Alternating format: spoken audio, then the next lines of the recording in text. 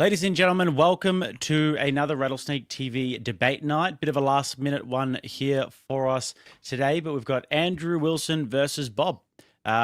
This is going to be about a video that Bob made in regards to something that Andrew did. Bob, appreciate you having the cojones to come in and do the debate today. Andrew, appreciate you being here as well. Bob, if you want to give us a bit of an intro as to who you are and where we can find you, that'd be fantastic. Sure. So you can find me at the Deranged Philosopher on YouTube. What I do is I make like philosophically oriented content. So whether that's purely philosophical analysis or philosophy with respect to how it will apply to like some political view or a debate review, that's more or less what I'm doing. Fantastic. And Andrew? My name is Andrew Wilson. I'm the host of The Crucible. Fantastic, fellas. Well, looking forward to it. Should be a great, robust, hopefully wholesome debate tonight as well. We're going to get 5 minutes on the clock for Andrew to start with his opening statements. And starting now, let's get into it. Yeah, so I don't get an opportunity to do hater debates all that often because most of my haters, big or small, know they're full of shit. And when they attack me, they know I'm going to tear their pathetic criticisms to pieces, and I'm going to do that tonight. Occasionally, though, we get one with limited self-awareness who thinks because I'm willing to engage with them, it's their shot at the big leagues, not realizing that I'm just going to annihilate their bad faith, ridiculous criticisms. This brings me to my current hater, though I'm not sure he's guilty of any of these things. This particular interlocutor made a video about me and, of course, tags me, wants my attention. Look at what I made about you, Andrew. Look. So I'm happy to bring these people on an off night, engage with them and the things they say and expose just how much they lie. They actually lie a lot, significantly. Now, my opponent here fancies himself a Phil bro. I went through some of his videos.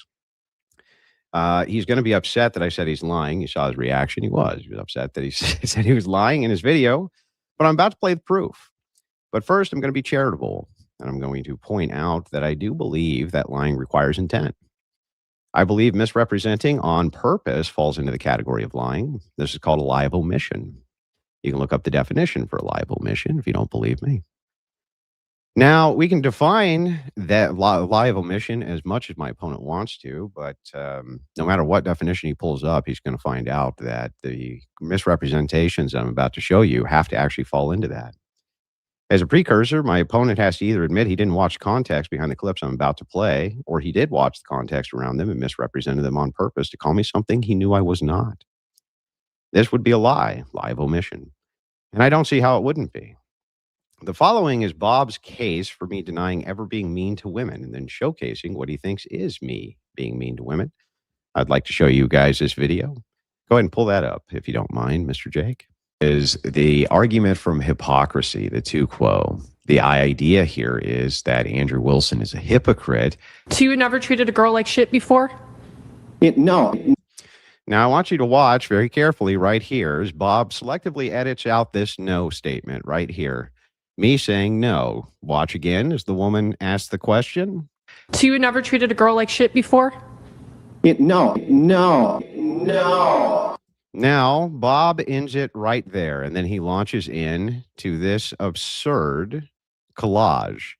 Watch as Bob misrepresents me over and over and over. You're too fucking stupid to understand. We're a bit overweight. But Shush OnlyFans hooker. Shut up. Stupid bitch. Shut your fucking mouth. Shut your stupid bitch mouth. Get the fuck up and get out. Because your eyes are out. You're going to be a 304 for the rest of your life. You need to cry. It's good for you to cry. You sound like you're deaf and you're thinking, like, get the fuck out of here. How about when you make fun of me, you look at me in my eyes. Happy Mother's Day, murderer. Fucking psychopath. You can go fuck scumbag. You know you're fat too. You shit on me for crying. No, and you say it's not okay for me to good, cry. good. I'll shit on you. You know, I'm not shitting on you for crying, right? You said, are you really fucking crying right now? absolutely And then you should said I cry. should fucking cry. So what? Make up your goddamn mind. Good, cry. Good. Yeah, I So fucking first of will all, cry. Yes, you need to. What you're doing is horrific. Good, cry about it. Cry more.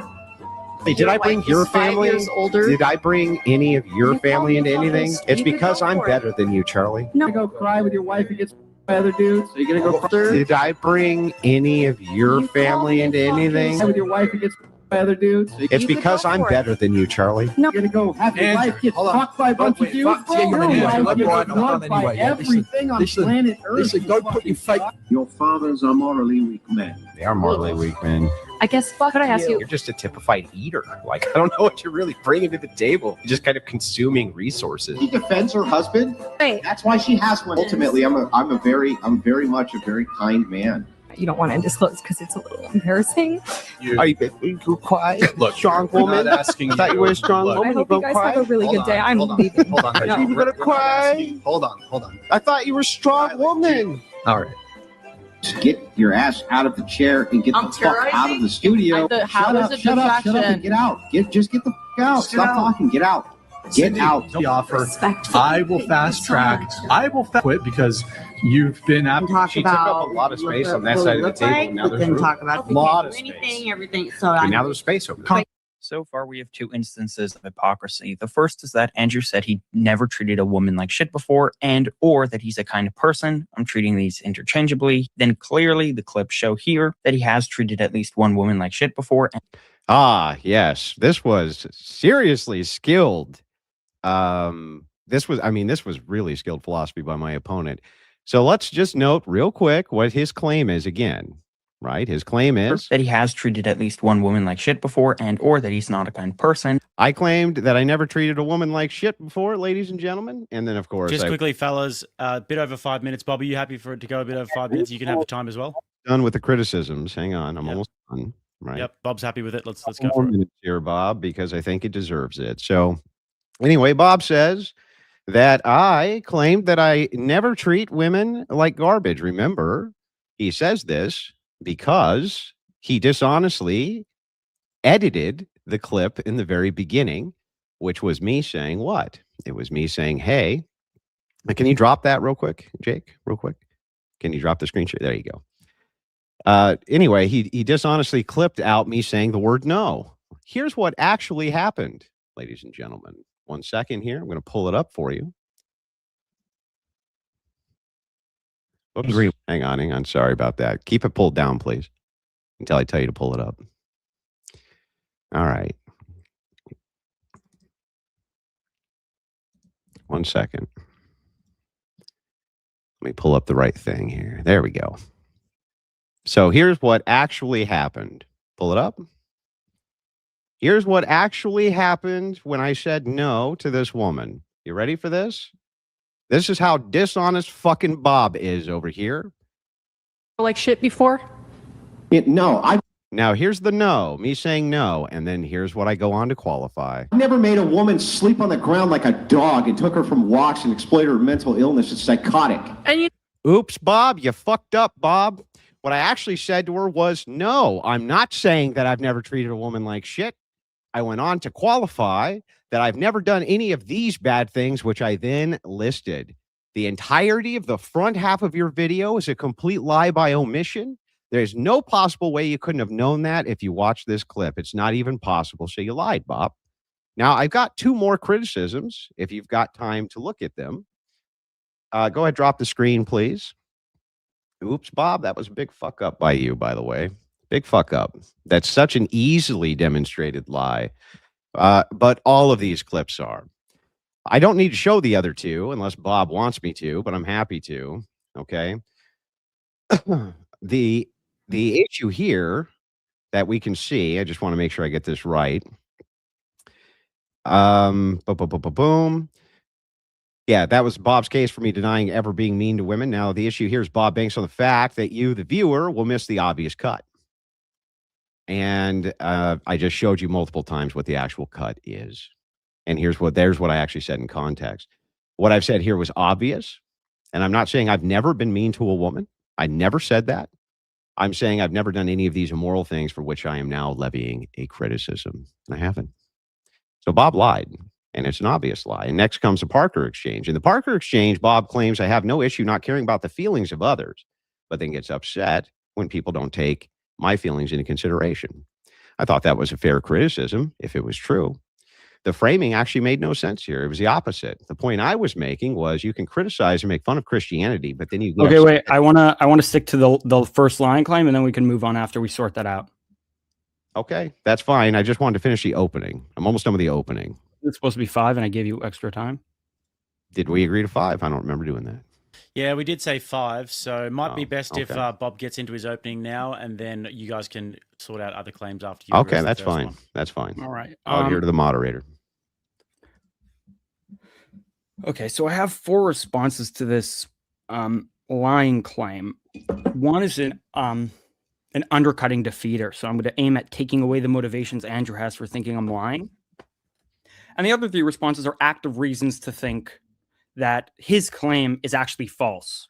So we'll start with the undercutting defeater here. And that's going to be, so what's really going on here? There's a point of dispute between me and Andrew pertaining to me editing a clip. Now, the fact that I edited the clip is not in dispute. What's in dispute is why I did that. So Andrew's making 3 unique claims, and he's going to have to provide evidence for all 3 of them, as well as survive my objections to why I think these claims are actively false. So the first thing he's saying is that the full context actually changes his answer. I dispute that. I don't think it changes his answer. So that's the first thing he's going to have to defend. Okay, well, let's start with that. Let's start with that. I'll list the 3 things you're going to have to defend. Well, let's just start. Let's just do one at a time. I do get 5 minutes, though. I get 5 minutes. Yep, give him I his thought opening you said statement. you didn't want 5 minutes. Yeah, just let him do his opening statement, and then Oh, we'll okay. do If you got a whatever. whole opening statement, go ahead. No, I don't have. I'm just going to list the 3 things you're going to have to do, and then we could get into a discussion about it. So the 3 things you're going to have to do is you're going to have to show how, first of all, the full context actually relevantly changes your answer. The second thing you're going to have to do is you're going to have to show that I knew that. And the third thing you're going to have to show is not only did I know that, but that I edited it purposefully to be deceitful, because it could very well be the case that I knew the full context changes the answer, but didn't do it to be deceitful. There could be a whole host of reasons why I did it that are not aiming at deceit, and then it's just false that I'm lying, right? Okay, I'm fine with going into each of those. Can we start with the first claim? Sure. Okay, what was the first one again? Let's The make first sure we thing get it is right. that in order for your claim that I'm lying to get off the ground, you're going to have to motivate that the full context actually changes your answer. I don't think that's the case. Okay, so when I said to this woman, no, I'm saying that's not what I'm claiming, that I've never been mean to a woman. Why would I go on to qualify the specifics after the no claim? Why? Okay, give me a second. I'm going to pull up the direct quote and the context that. Oh, here, I'll just play it for you right now so that you got it. The full, no, because the full full quote and the full context. video makes the full video, which is going to take 13 minutes. I have a 13-minute video in mind. That's not necessary. I have the actual words written here, so I'll just pull that up. Give me a second. Okay. Let's see. Okay, here we are. So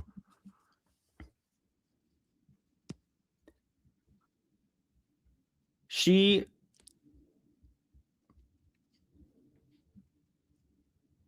okay. You initially asked her, more asserted, what you should be crying. What you did was horrendous. That's what you said. That's correct. It was horrendous. And in response, she goes, "Oh, well, have you never treated a woman like shit before?" Mm-hmm. And your response was, "No, I've never made a woman sleep on the floor like a dog like you have." Right. So I'm saying, no, I'm not saying that. Otherwise, I wouldn't go on to make the qualifiers. That would make no sense. And you can hear it right here. This is the same exact thing.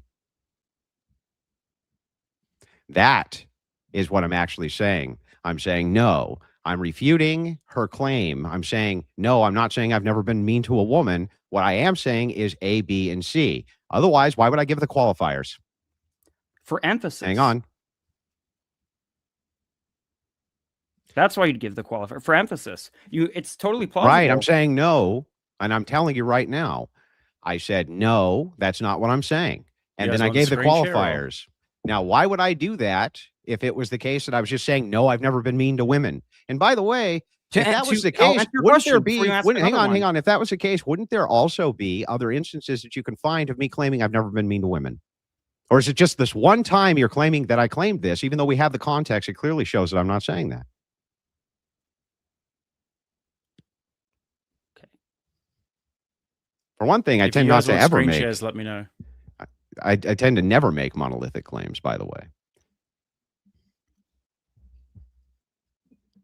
Like, I have been mean to some women. I'm not sure that that means I'm mean to women, right? But in this particular instance, you're saying that I'm claiming that I'm never mean to women. That's absurd. I've never said that, and I didn't even say it here.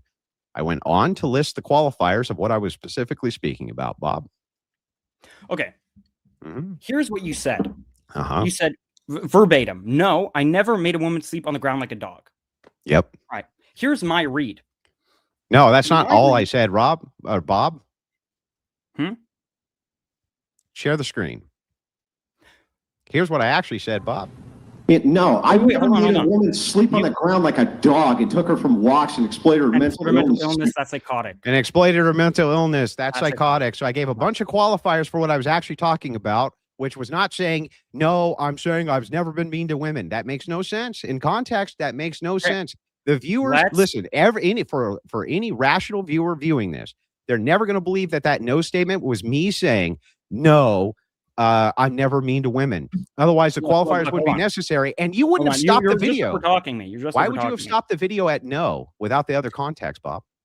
One thing at a time. I could explain my motive, but prior to the motive, we need to examine what was actually said. Okay, that was what was actually said. I'll lay out what was said, and then we can move on to interpretation. But here's what was said. What was said was, the girl asked, have you ever treated a girl like shit before?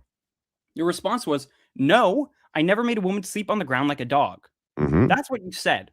Now, the debate... No, I said more than that. I have listed a bunch of qualifiers.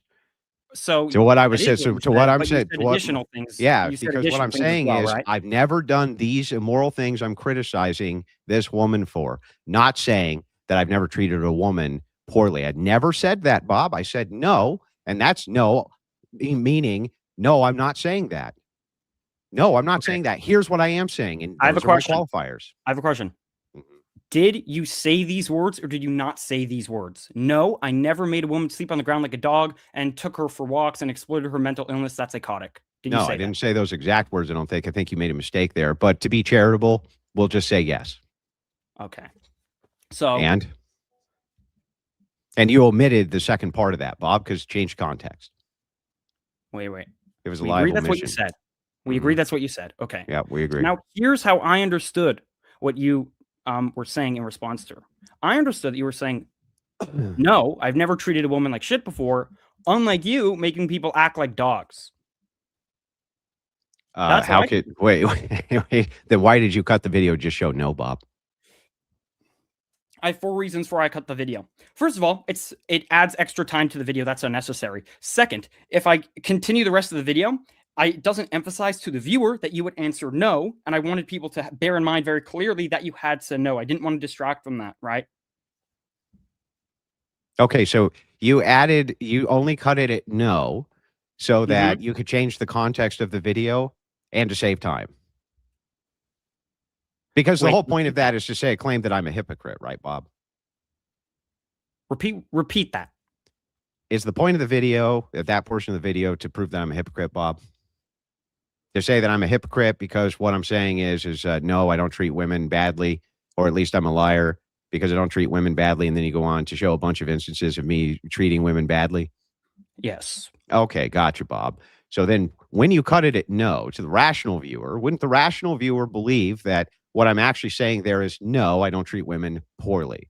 And then if given the additional context, they realize that what I actually said is no, not saying I don't treat women poorly, but here's all the qualifiers I'm talking about with you, the person I'm criticizing. Wouldn't the rational viewer take it that way, Bob? And why would I assume that you wouldn't, the guy who has an agenda? The guy has an agenda to make me look bad here. Okay, so we could get into what the rational viewer might think, and we could get into... who are you talking to? Who are you talking to in the video? Are you talking to a wall, or are you talking to human beings?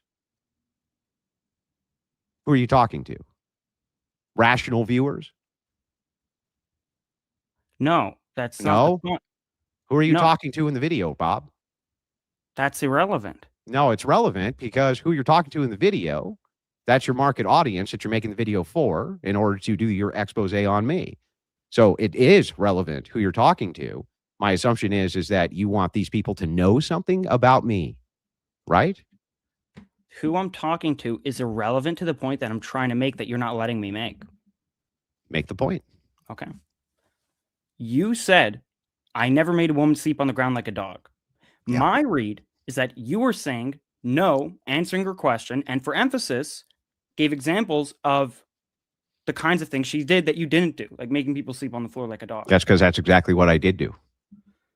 Okay. Now, here's 3 reasons for my understanding of what you were saying. Okay. If your recall her question, she asked, have you ever treated a woman like shit before? Yeah. And yes, If your I'm aware. statement was not an answer to her question, then it's a red herring. It was an answer No? to her question. The What? no there, though, the no placement there wasn't to say, no, I never treat women poorly. It was say, no, that's not what I'm referencing here. I'm referencing this. Hold on. Did you No. answer her So in other question? words, no, that's not what I'm talking about here. Were you answering her question? Yeah. I said, no, that's not what I'm talking about here. Her question was, have you ever treated a woman like shit before? Did you Yeah, answer that but you have question? to add key and context there.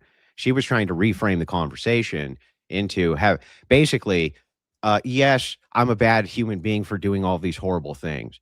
But haven't you been a bad human being too? And I was like, no, which is basically, wait a minute. That's not what we're talking about. We're talking about the fact that I've never done any of these bad things. And by the way, anybody who's watched that episode knows that what this woman said was horrific. The thing she was doing was horrific. Nobody took away from that I was actually saying, no, I've never treated a woman poorly. That's fucking absurd. That is literally absurd. Okay. So her question was, have you ever treated a woman like shit before? Did you answer it or not? Can I get a succinct answer? Did you answer that question? Well, look, inside Just of the yes or context, no. Did you answer inside of her the question or context, I not? think I did. And what I did was I said, this is Did you irrelevant. answer her question or not? I just told you I did. And the answer Okay, was yes. So the basically, answer this is yes. is Good. irrelevant. You answered her question, right? Yes, but not in the context of yes, no. So if you say to someone, no, that's not what I'm saying.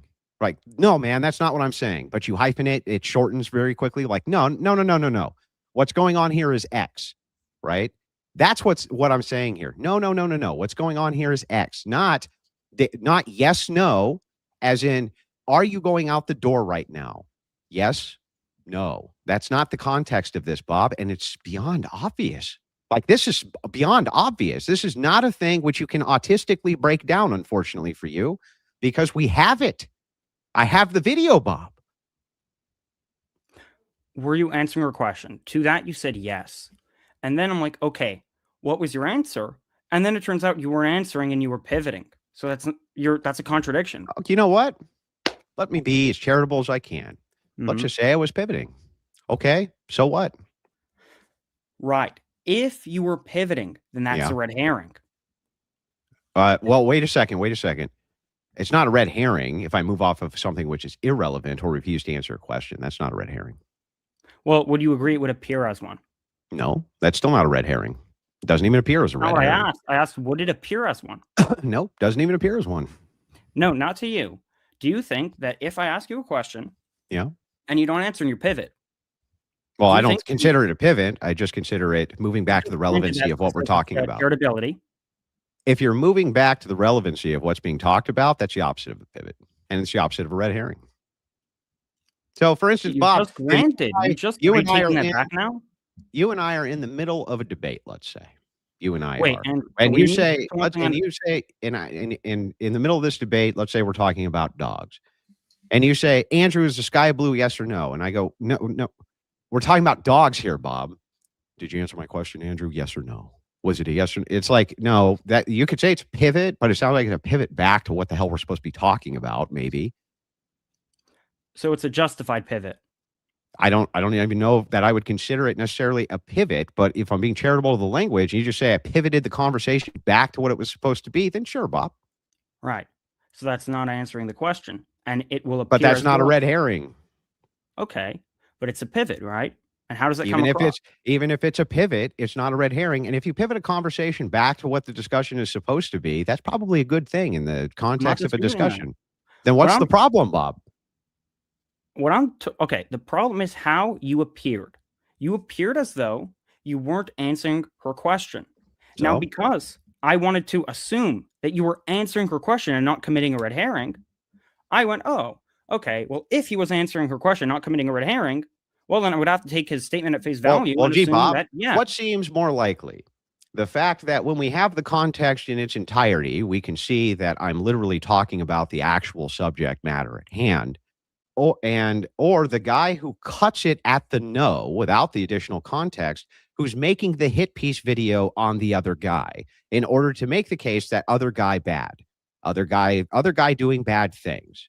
Doesn't it seem much more reasonable and rational to the viewer that you cut it directly at the no, specifically so that you could go on to say that I'm claiming that I'm never mean to women, but here's all the instances of me being mean to women, even though that is by far the least charitable way that you could view that and doesn't even make sense in context, Bob.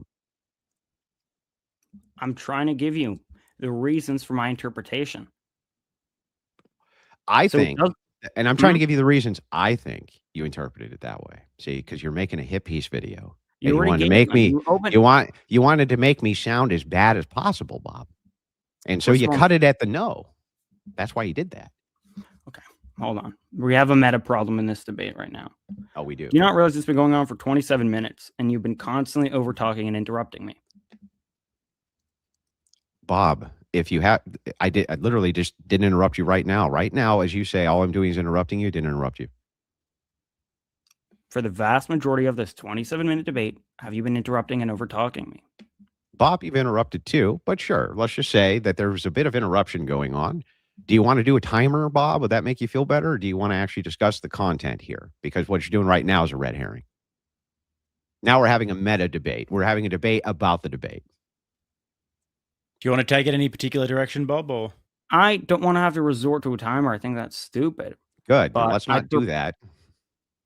I prepared a bunch of reasons for my interpretation, and I just can't get them out without Andrew interrupting or pivoting. all right, should we take it at one reason at a time then, and then you can state the reason in its entirety. Andrew can rebuke the reason. Sure. Yeah. All right, let's go. First one.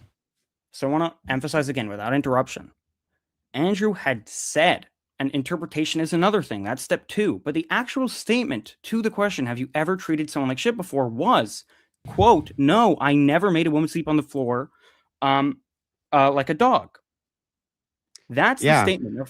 Now, hold on. Okay. I'm sorry. I thought that you were giving, thought you were done. Go ahead. Now, if you want to build into that statement that the no was objecting to like the whole premise of her question, sure, you could build that in, but you can't deny that you didn't make that explicit. And if you didn't make that explicit, then it's going to appear as though you're not answering. And if it appears as though you're not answering because you didn't make what you were doing explicit, well, then obviously I'm going to interpret you in a way. I have an option as the viewer. I was analyzing what you did. I'm like, okay, I have 2 options here. Option 1, Andrew didn't answer the question and he committed a red herring and he didn't make explicit that he was citing the irrelevance of the question that this woman asked, or he answered the question. So yeah, I assume the more charitable interpretation there that you answered. Oh, I see.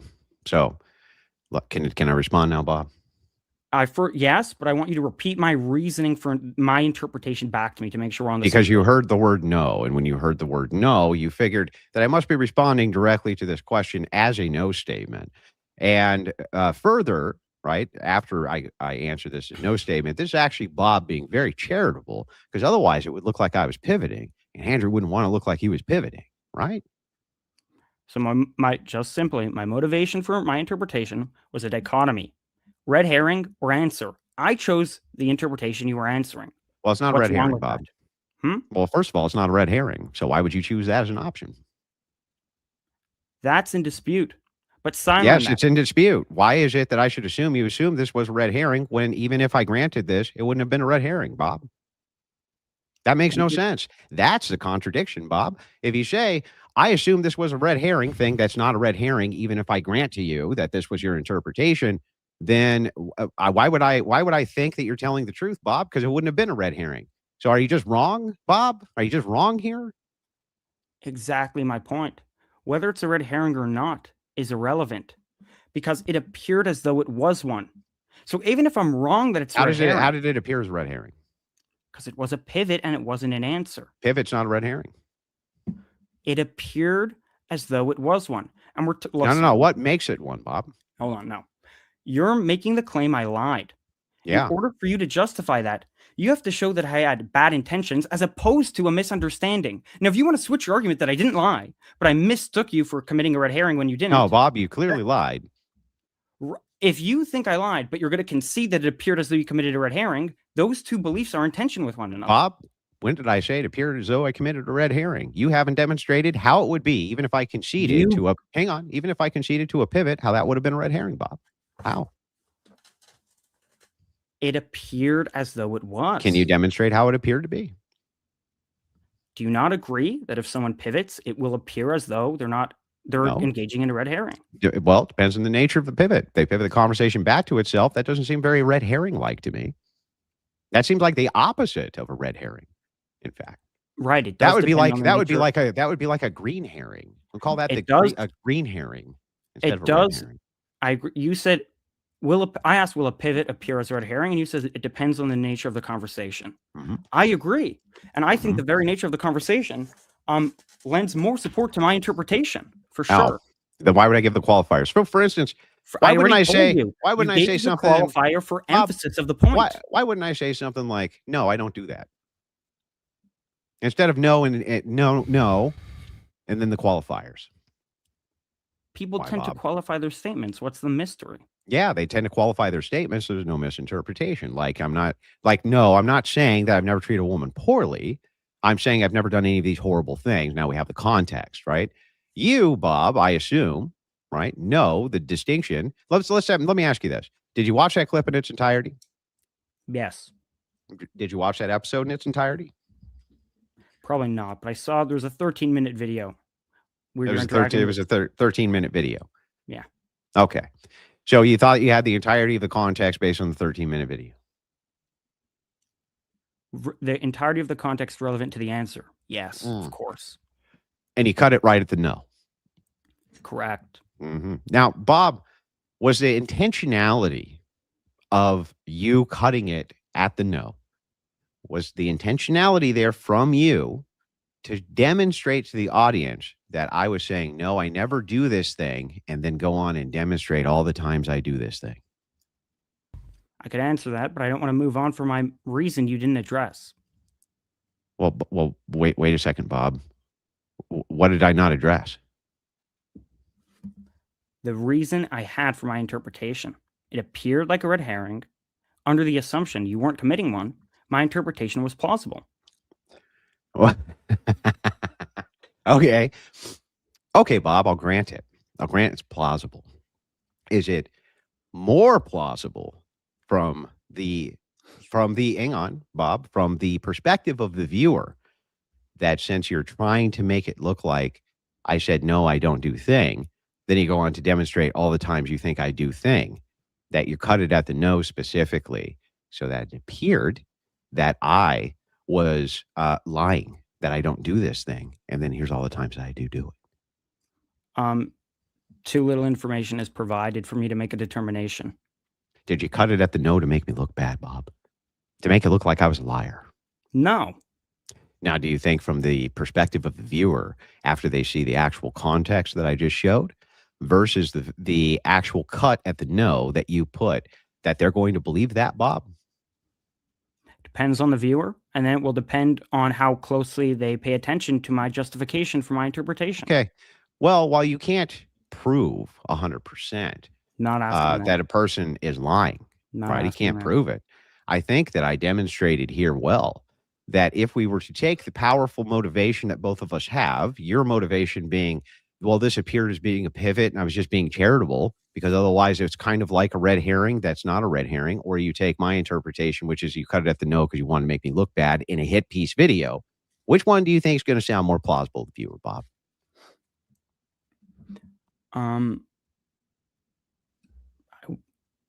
I wouldn't make a judgment. I'd be agnostic. Oh, of course you'd be agnostic. Okay. Well, Bob, I think you lied, and I think I demonstrated it pretty well. While I can't 100% extract your motivation, I think that your reasoning of, I was just trying to be really charitable to you, Andrew, even though I was clearly not being charitable fucking at all. And this was actually a red herring that I can't demonstrate was a red herring, even if you grant that it was a pivot. That seems pretty weak, Bob. Seems like you're just making a hit piece here, and you cut it at the no because you wanted to make it look like I'm mean to women and say I'm not mean to women. That's what it looks like to me. So what's the argument I lied? What's the motivation? Oh, the motivation is you're making a hit piece video. You wanted views. You wanted to capture my attention. And so you cutting it at the no then is expressing to the viewer that I made a claim that I'm not mean to women. And here's all the examples of me being mean to a woman. That's powerful motivation, Bob. Very, very powerful motivation to lie. Okay. So you're claiming I lied, and you're motivating that claim by citing the fact that I'm making a hit piece. Not just that you're making a hit piece, but that you selectively cut this at certain spots, specifically when if the viewer had the context, they would likely change their opinion on what it is that I was saying. And because you cut that context out, knowing that it would likely change the opinion of the viewer, you're lying by omission. But that's circular reasoning. You're begging the question because I'm asking for motivation. I gave you the motivation. I'm asking for motivation to support your claim that I'm lying. Let's start. The first motivation you gave was not question begging. You said I'm making a hit piece. I think that's very poor motivation, but sideline that. The second motivation. How is that poor motivation, Bob? Sideline that. The second thing you said. What? The second, we'll get to that in a second. Okay. Let me finish. The second thing you said, which was question begging, was, the motivation for you lying was that, and then you effectively say that you were lying. You said no. This is incorrect. You got it completely backwards, I'll Bob. Repeat it back to you. Here, we'll do step one. We'll do step one. I'll just give it to you. I'll give it to you. Step one, Bob makes a hit piece video. Step two, Bob wants people to watch the hit piece video. Because otherwise, why the fuck would Bob make the hit piece video? That makes no sense, right? Okay, hold on. No. You cut me off here. I wanted to get this point across. Okay, get the point second across, motivation Bob. You gave for why I was lying was that I edited the clip knowingly because I didn't want the viewer to form an opinion.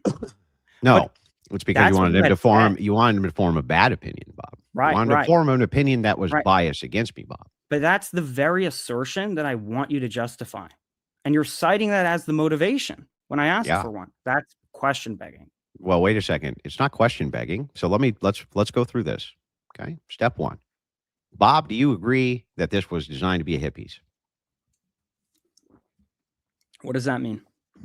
It means it wasn't designed to highlight that Andrew Wilson is great. It was designed to highlight that Andrew Wilson is a hypocrite and a liar.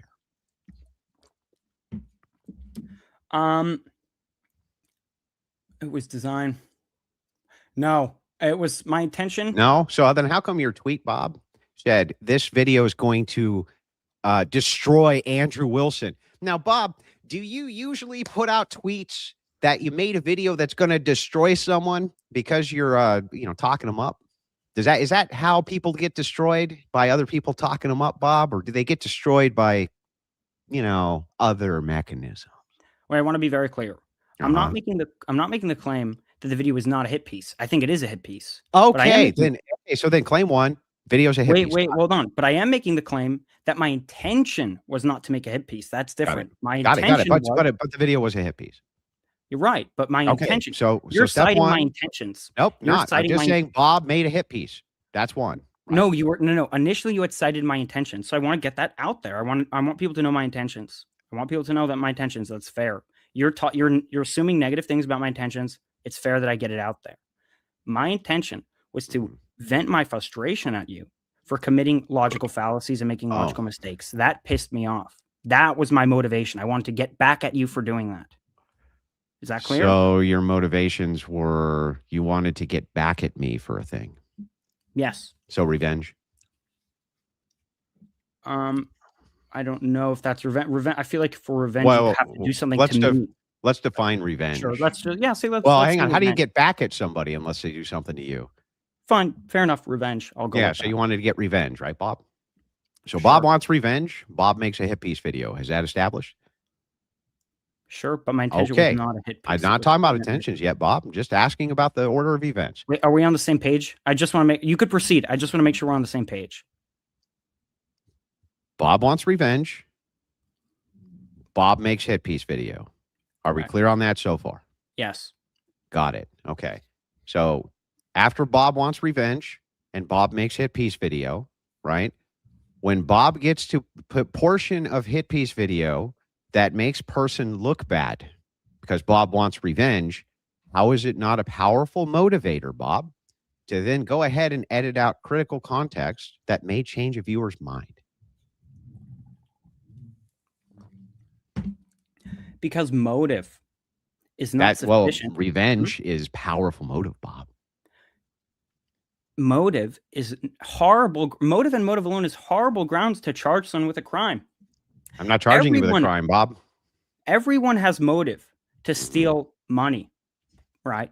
But I can't drag you into court and say, well, no, not everybody has. No, Bob, that's door, wrong. Not everybody has motive to steal money, Bob. Has motive to take my $1,000. So is Andrew Wilson. Everybody doesn't have motive to steal, Bob. That's just, you just made it up. You just made it up. Not everybody has motive to do that. Just made up nonsense. The vast majority, would you agree? The vast majority of people have motive to steal? No. No? No, the vast majority of people probably have more motive not to steal. By motive, I don't mean what they want to do. By motive, I mean there's some benefit. Okay, you know what? Get rid of steal. I think we can. That's just neither here nor there. We can both agree there are many crimes that most people are going to have the motive to commit. Would you agree with that? Well, okay. So let's be hyper specific then. What do we mean by motivation? Whatever you meant when you said that I had motivation. A want to do something. Sure. Okay, then no. So you don't think there's one crime that the majority of people have motive to commit? That's absurd. I can't think of one. What would one be? I'm willing to concede maybe, but what? Vast majority of people have motive to steal. I would cite that again. No. I think that's obvious. No. That's beyond. No, that's be obvious the other way. Want to do. I don't think most people want to steal. I think that's absurd. I think that's the most absurd claim you've made tonight. In fact, Bob. By want, I don't mean they're going to. No. It's but by what I mean. Remember, you said, "What do you mean by motive?" Want to. You said, "Okay, we'll concede that that's what we're going to use for the definition of motivation."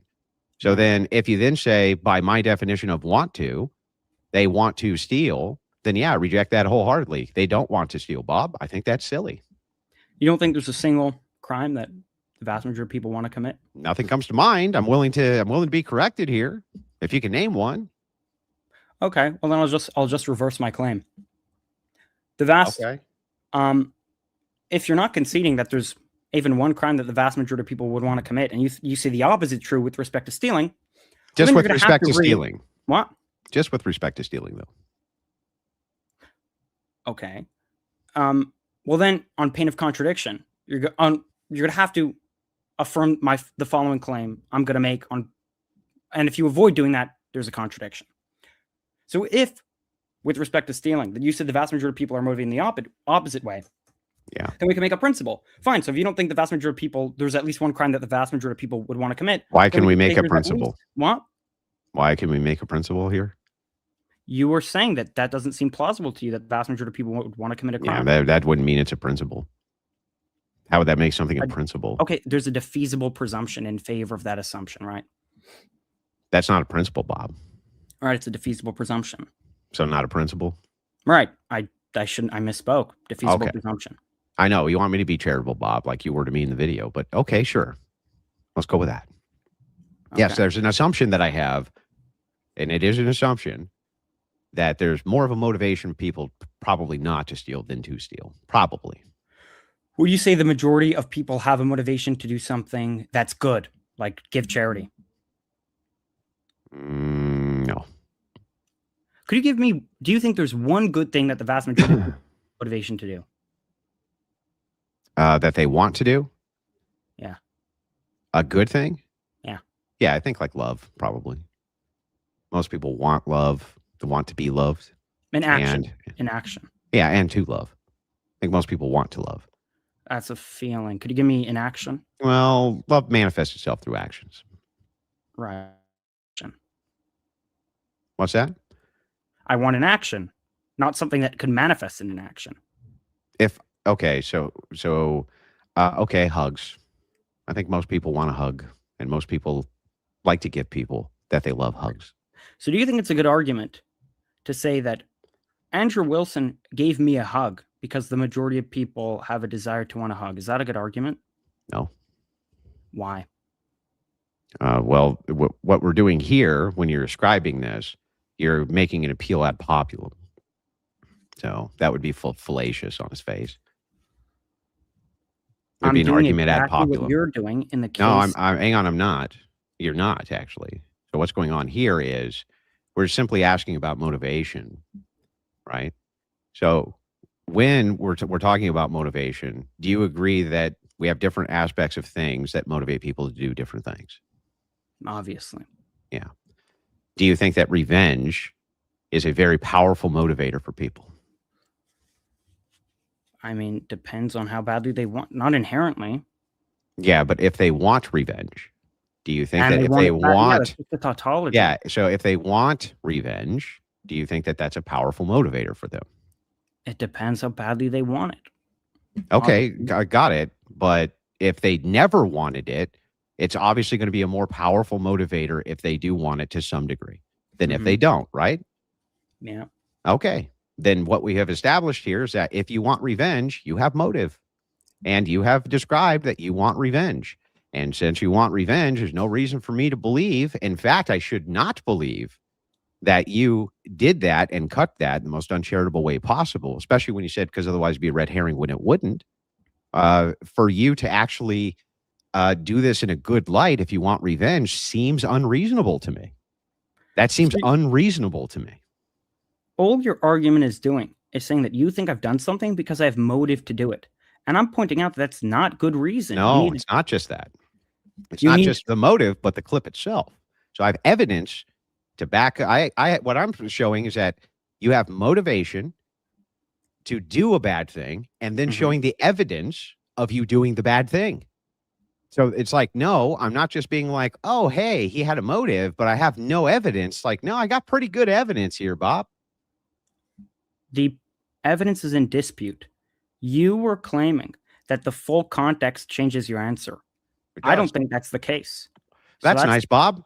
But the thing is that when we're talking about this, it's not just about what Bob, the guy who wants revenge, thinks, because he has a motivation. He has a great Bob, the revenge guy, has some motivation to maybe not be so honest with why he did a thing. So what we would have to do, I think here, a fair thing to do would be just be for me to ask you this one question, right? And I just want to see if you're going to be honest with me or not. Okay. Okay.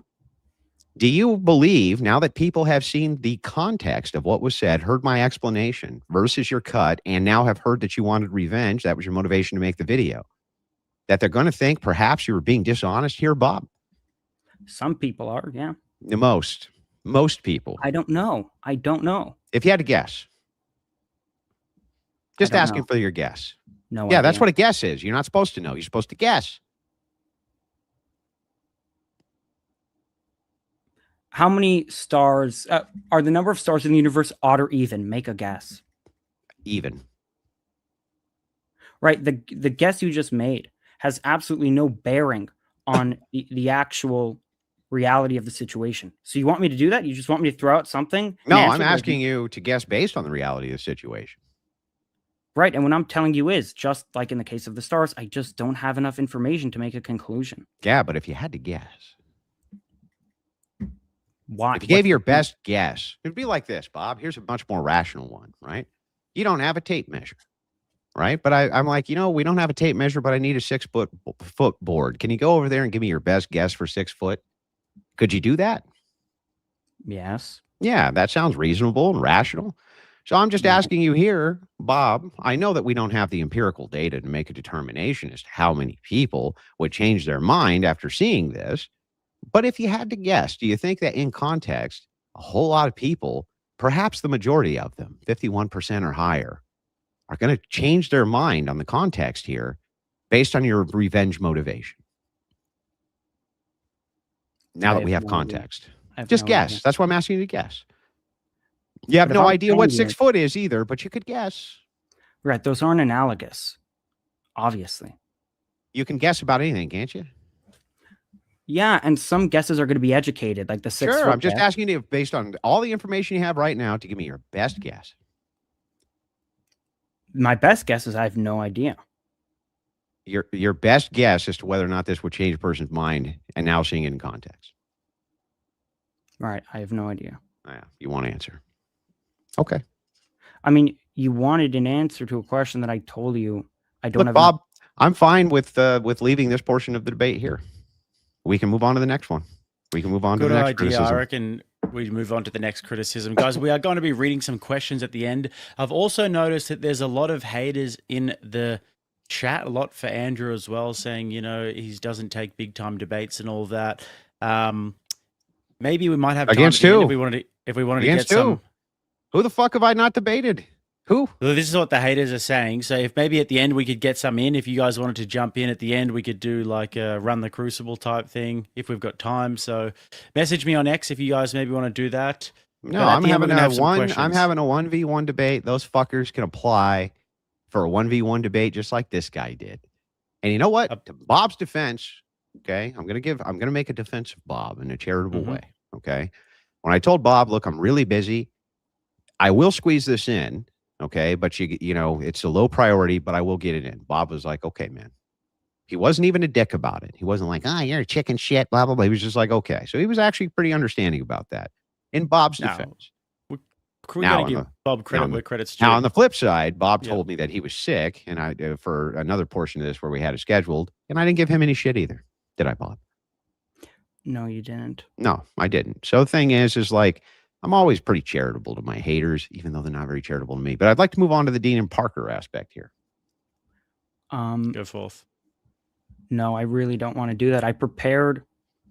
So you didn't, okay. So just on this. Okay, well, Bob, I'll just concede here. I think I demonstrated much better than you did that you're a liar and that you were basing this on revenge. And I think that I gave a better demonstration of that. Maybe you think you did. But I'm happy to move on to the next portion of the video that I want to criticize. Okay, so I'm happy to move on if you could just let me rush through the thing I prepared. It Go will ahead. probably take 3 to 5 minutes if I'm uninterrupted. Go ahead. Okay. You're not going to interrupt? No. Okay. So the undercutting defeater I was trying to make earlier was that we have a piece of data, namely that I edited the clip here. Now, what's in dispute is the interpretation for the data, the explanation for the data that I edited the clip. Now, there are 3 categories of explanations here for why I edited the clip. But Andrew is selecting of these 3 categories and all these explanations, one specific explanation. So the 3 categories of explanation here are explanations that are uncharitable toward me, make a negative assumption about me. Second category of explanation is one that makes a negative assumption about Andrew. And third is the neutral kinds of explanations. So I'll just quickly list the kinds of explanations here for why I edited the clip. The first, Andrew's explanation, is because 1, context changes the answer. 2, I knew this. 3, not only did I know this, but I deliberately misrepresented him because these are different things, right? It could very well be that I knew the full context changes the answer, but I didn't think it was deceitful to edit the context. Second explanation for why I edited the clip. Well, I was extremely biased against Andrew, so I interpreted him to fit my narrative. Now, being extremely biased and interpreting someone to fit your narrative is not the same as and doesn't entail lying. So, right, that would be another explanation for why I did what I did.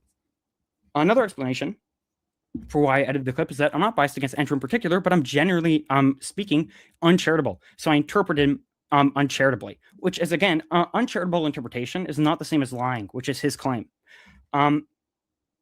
By uncharitable, I just mean like amongst the interpretations that I could have chosen, amongst the interpretations that are plausible, I didn't assume the best one.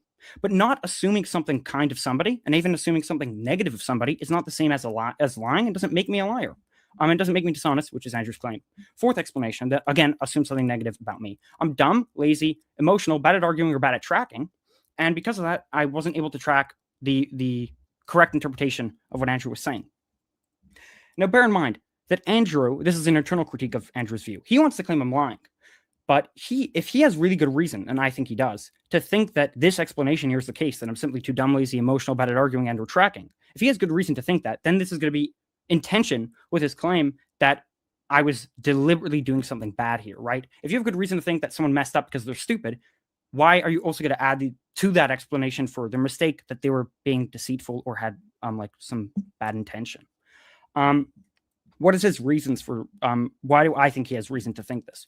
Well, I know that he knows of something. He may not know the name, but I know he knows of this principle called Holland's razor. I've heard him say this before.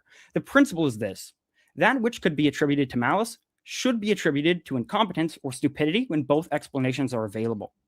Why is this? Well, very simple. Incompetence and stupidity are far more common causes for mistakes than true malice. So not only is it intrinsically more probable that I was incompetent rather than lying, simply because of the base rate of these two things, right? Incompetence occurs far more than lying. So the prior prob that I was, prior to considering the data, that is, the prior prob I was lying is going to be lower than that of incompetence. But Andrew knows this. It's not like this is some like Bayesian argument Andrew's not aware of. I know he knows what Holland's razor is. He may not know the name, but I've heard him say that before. Furthermore, he already indicated he thinks I'm incompetent. Now, he may not actually think that, but that was the impression I got when talking to him on X. As he told me something, this is not verbatim, but he said something roughly to the effect of like, oh, well, ask yourself is talented. I'm talented, and you've demonstrated like no talent in like a dismissing sort of way. So we have both high prior prob that I'm not lying, given like Holland's razor, and more evidence to conditionalize on, namely that Andrew thinks I'm incompetent, making the posterior prob that I'm lying even lower. Of course, lying and incompetence are not necessarily mutually exclusive. I could be doing both. But Occam's razor makes this unlikely, as we already have a simple, straightforward, intrinsically probable hypothesis that explains the data here. So we don't need to add complexity by saying that, right? Occam's razor, for those who don't know, is when all else is equal, prefer a simple explanation to a complex one. I'm just going to ask for my wife to bring me a drink. That's all. Go ahead. Right. So we have a very simple, straightforward explanation. I interpreted Andrew the way I did because I was being incompetent. We don't need to start making really complex assumptions like, oh, I was incompetent and being deceitful, and I knew that the full context of the clip changed his answer. And despite the fact that I gave my rationalization, one of the rationalizations for I think that doesn't, I was lying when I gave that rationalization, not honestly mistaken or not stupidly mistaken. Right. So that's a very complicated explanation. So it's going to be less likely, obviously. Well, Bob, can I ask you a question? I'm sorry. Of course. I thought you were done. No, I'm not. Go ahead. Okay, I'll continue. Another explanation, that the fifth explanation for why I edited that assumes something negative about me, is that I was in a rush to get the video out. So while I watched the clip, I was hastily watching it. Again, hastily compiling clips is not the same as lying. Sixth explanation for why I edited the clip. I'm autistic, and I tend to interpret people too literally. I do get accused of interpreting people literally often. In fact, in my conversation with Andrew on X, I had like at least one miscommunication with him because I interpreted him too literally. But again, of course, it's not the same as lying. So far I gave like 6 explanations for I edited context, but all of these assume something negative about me or something uncharitable about me. Like I'm lying, I'm biased, I'm generally uncharitable, I'm dumb, bad at tracking, I was rushing, I'm autistic. But we can make all of these exact explanations in reverse and just assume something negative about Andrew. We could just reverse the uncharitability here. And Andrew said like, oh, there's good reason to think that I'm lying because I have motive, but so does Andrew. Andrew has reason to negate my claims because it would make him look better. So there's, I think, equal motive here. Well, hang on now, Bob. You've gone through a ton. Can I just respond to a couple things? Fair, yeah. Okay. So let's talk first about attributing to stupidity over malice. You're right. I do say that a lot. Is revenge malicious, Bob? Yes. Okay. So then that argument's kind of negated, don't you think? Because the idea here is, why would Andrew ascribe to me pure incompetence if it's the case that, or why would he attribute maliciousness to me when he could just attribute it to incompetence? Well, because you told me it's for revenge, Bob. And said revenge is malicious, Bob. And so there's good reason for me to believe that it's not due to incompetence, but due to you being malicious, Bob. Do you see what I'm saying? And then, hang on, there's more. That's a good point. There's more. As you go through this, you also made another claim here, which is kind of ridiculous. You said, well, thing is that, yeah, it's a hit piece. Yeah, the hit piece is based on me wanting revenge. That's what it's for, right? And then you go on to say, but wait a second, Andrew, right? You actually have motivation, just like I do. Yeah, I have motivation to defend myself, so not motivation to attack. So let's think of it this way. I'm walking down the street and you attack me. Do I have as much motivation to attack you as you do me? I gave this answer a lot, but it depends. I mean, probably not, though, right? Yeah, I'm not going to be difficult. Sure. Yeah. Not Yeah, as much. probably not. But do I have powerful motivation to defend myself? Yeah. So if we're looking at the two claims here, the person defending themselves from the person who's attacking, right, then it does seem like you should be able to attribute to my motivation defense. After all, I never came after you, Bob. You came after me. I didn't even know who you were. Didn't care, right? It's none of my business, none of my concern, right? So clearly my motivation makes sense. But you making the claim, well, how could this guy possibly attribute this to malice over incompetence, even if he thinks I'm incompetent? Well, because you told me, Bob. You told me it was malicious. Fair. So I have two responses. I think that's a decent point, but I do have two responses to it. The first is that, and I was very cognizant of this fact, you accused me of lying before you had any interaction with me. So you didn't know. Well, it may be true. My intention was malice. You didn't know that when you initially made the accusation, and I kept track of this. The first thing you said to me after I harassed you to look at my video was, I watched it. It was like half decent. I understood your criticisms. Besides for the part where you lied. And you made that claim prior to any interaction with me. Mm-hmm. You see the problem? No, there's no problem. If your basis for thinking was that you tagged me in a video that you said was going to destroy me, Bob. I had every reason in the world to believe it was malicious. Every good reason in the world when you say this is going to undo you, this is going to destroy you, this is going to hurt you, to believe that that's malicious, Bob. I have every good reason in the world to believe that.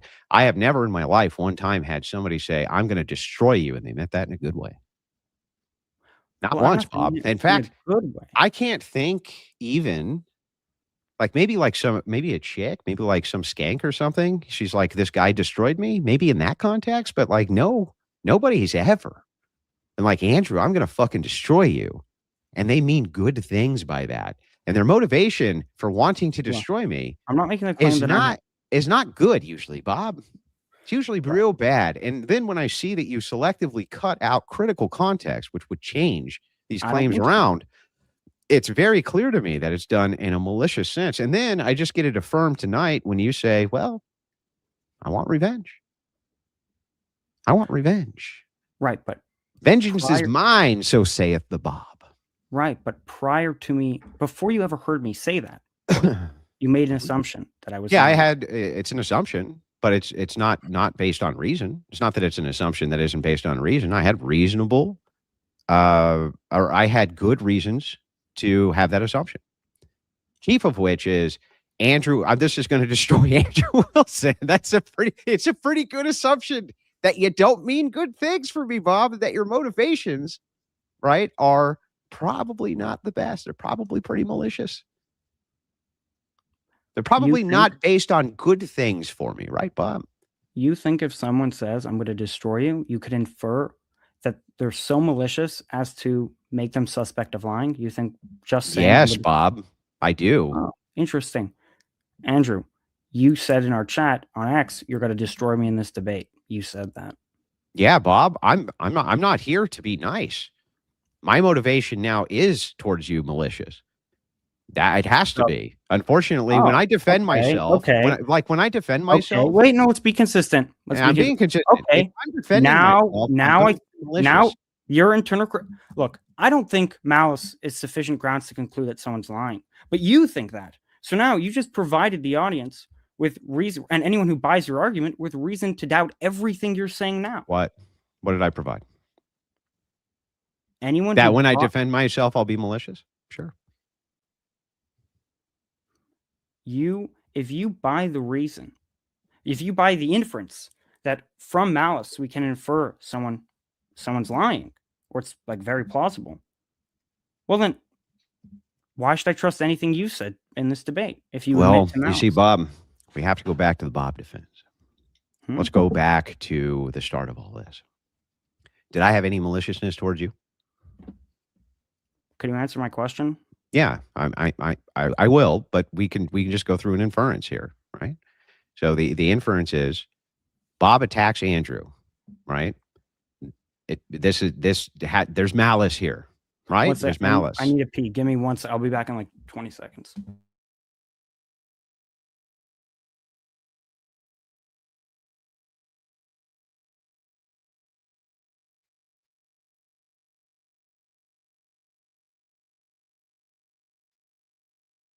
Why do my fucking haters all like this, bro? Why are they all fucking internet autist fucking lunatics? Why?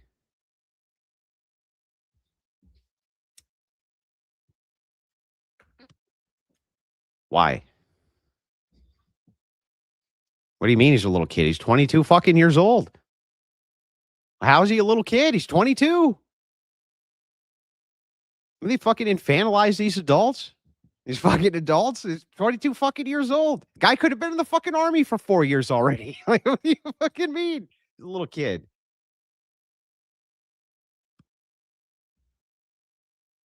How's he a child? He's 20 fucking 2. He's 22. Nah, Bob's big enough and ugly enough to handle his business, for sure. 22's old enough. Anyway, Bob. Yeah, I think it demonstrated that you attacked me with maliciousness and that your motivation was revenge. So, yeah. Okay. Consistency check. Mhm. Should the audience now think that every claim you made tonight there's a plausible presumption in favor of your claims being dishonest?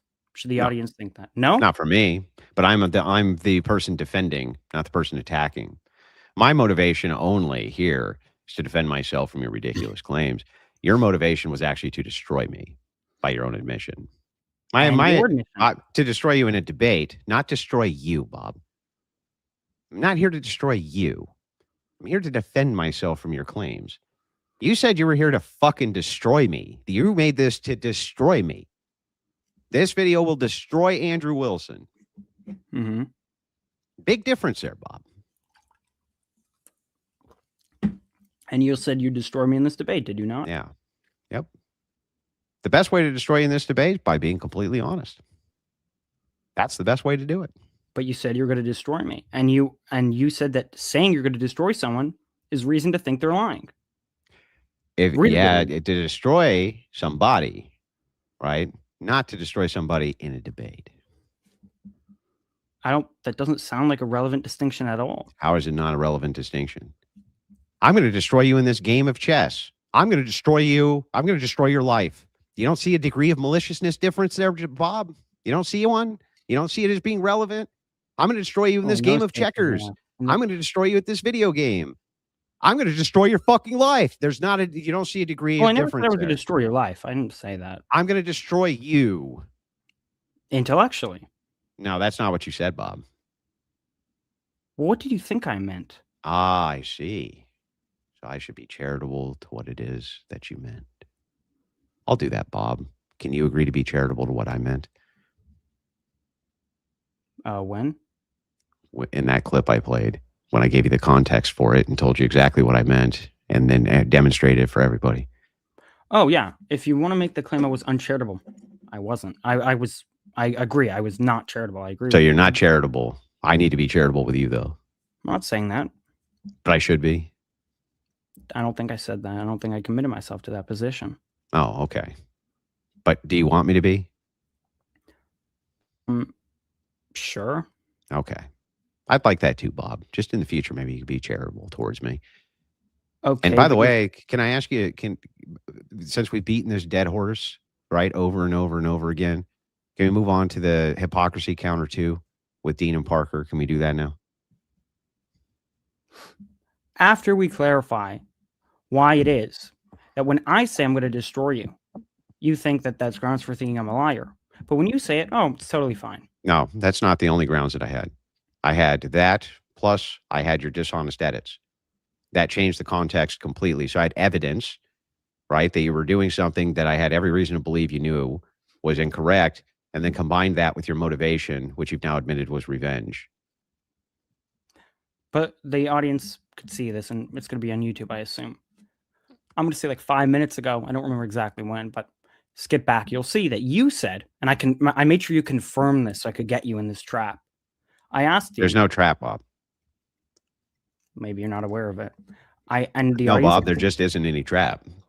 Okay, well, the trap I think you're in is I asked you, hey, Andrew, if someone says they're going to destroy someone, is that like good grounds for thinking that they're malicious and you can't trust them? And you're like, yeah, that's great grounds.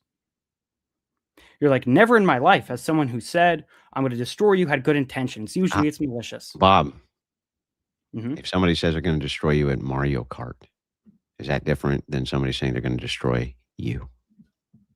Yeah, of course. Okay. So if I'm going to destroy you in a debate, is that different than saying I'm going to destroy you? It depends what the person meant by I'm going to destroy you. Right? And I meant intellectually. That was quite obvious. So I should be, again, charitable to your view? It's not about charitable. It's about what I plausibly meant. What you plausibly meant. Right. So in that clip, could I have plausibly meant what I said? What do you mean meant what you said? When I told you that I was telling this chick, hey, no, and then went off on the actual criticisms that I was talking about. Not that I've never been mean to women. Isn't that plausible? Now that's not relevant, though. But is it plausible? That's a red herring. I'm interrogating you. How? What do you mean? It's not like anybody's turn for interrogation. We're having a debate, right? So the thing is like, I'm asking you, is that plausible? This seems like a distraction. I want to know. How is it a distraction? It's completely relevant.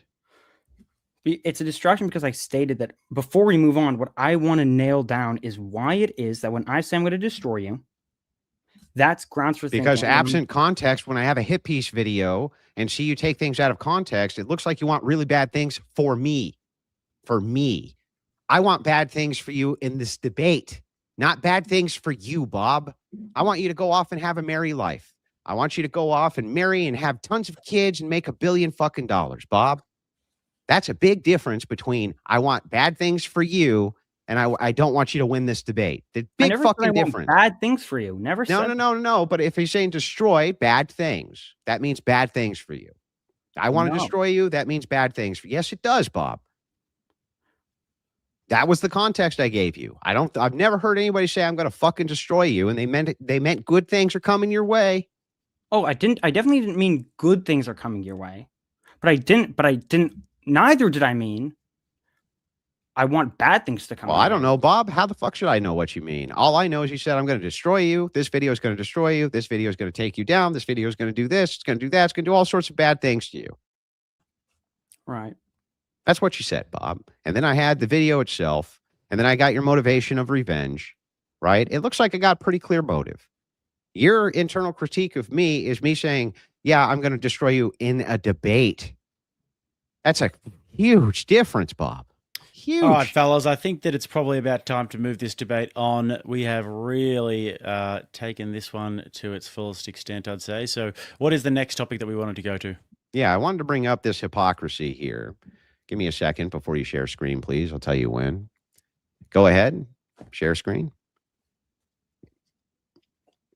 Okay, so this is Bob's second critique, right? From Andrew's supposed hypocrisy counter. I have two gaytheists on the panel that have said that I've bullied them. This kind of behavior. Look at this behavior. That's called a joke. That's called a joke, yeah, sensitive man. They're funny, Jay Dyer. Oh my God. That was funny, by the way. Homophobic behavior. Okay, does not care about offending others. You see this? This behavior is out of control. You are two gaytheists. It's too much bad behavior. Wait, I'm sorry. Sure. You think white people... Okay, there we go. So he's saying Andrew doesn't care about offending others. Stop share, please. I can't debate with him if he's not in the chair. You want to stop sharing the screen real quick? Okay. So then he goes on to put this up. He goes on to put up this exchange. Go ahead and pull it up. Okay, so he's saying this is the hypocrisy because I don't care about offending others, but I care about being offended myself. Us blaspheming the Holy Spirit, they get really angry with. And you don't seem to care about doing that, do you? They're gets all indignant about his feelings. Again, he cuts out critical context. against Andrew over things that he cares very passionately about religion. It is to him. It is to him. A slur was not defended. What's really interesting about this clip, and you can stop sharing screen, is that even Pierce Morgan got it, Jake. Even Pierce Morgan got it. So what was happening here was I was pointing out to them, hey guys, right? You have no problem being hypercritical of Christians at all, but it is the case that you get big mad when people make jokes about X, Y, and Z. Pierce Morgan caught it immediately and said, yeah, what about that? That seems like it's kind of a contradiction.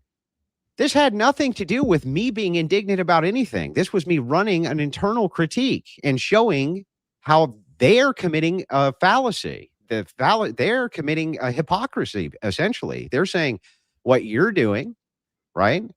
Well, I guess it's not as much hypocrisy even, but maybe it is. We'll just go with hypocrisy. We'll just go with hypocrisy. It's hypocrisy. But you attributed this hypocrisy to me. How could this be hypocrisy from me when I'm pointing out, wait a second, it doesn't offend me. You attack Christians, I'm not offended.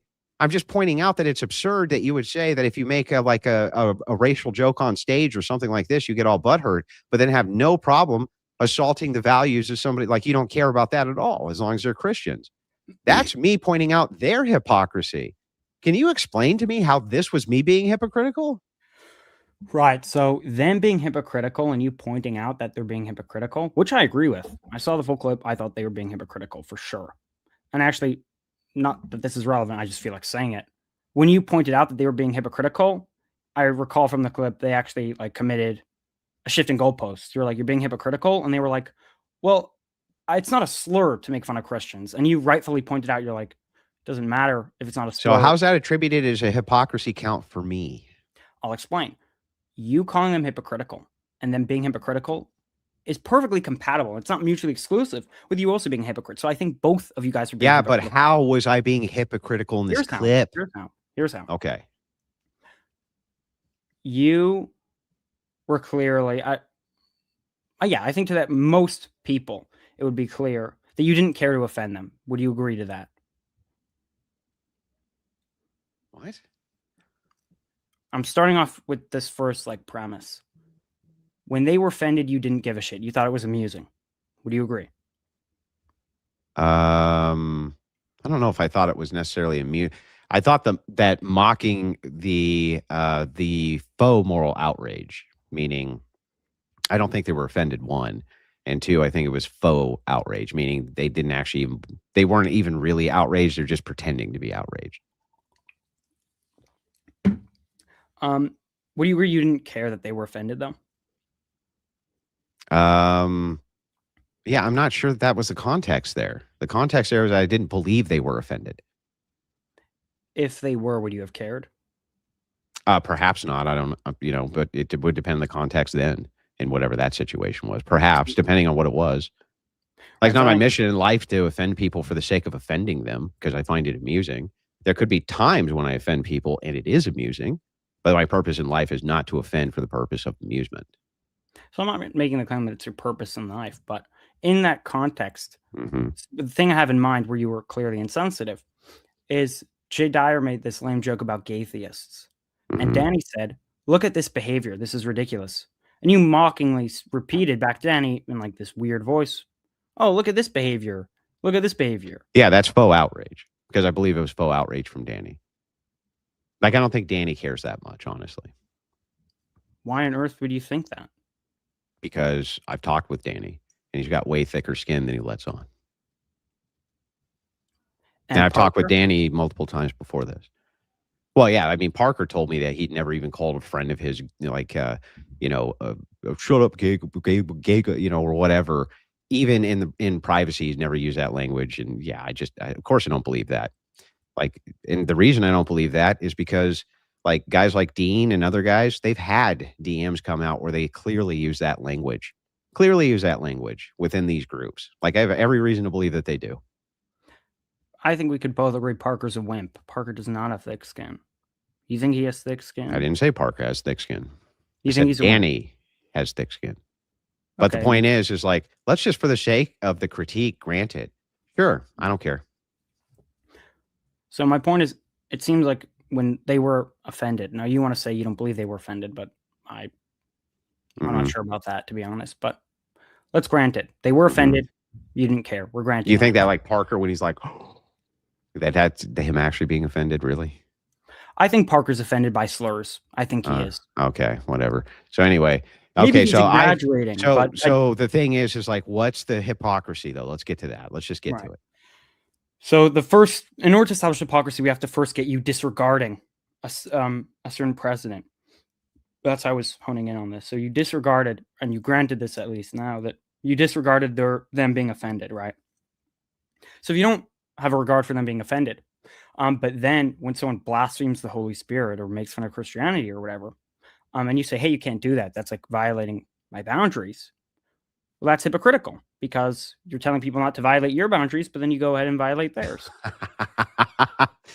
Wait a second. Hang on, let's back up. So let me make sure I got this right.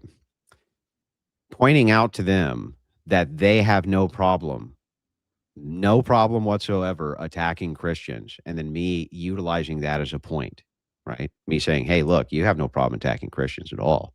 And then over here, you'll get all sorts of upset when there's a slur going on here. You agree that that's hypocrisy, right? No.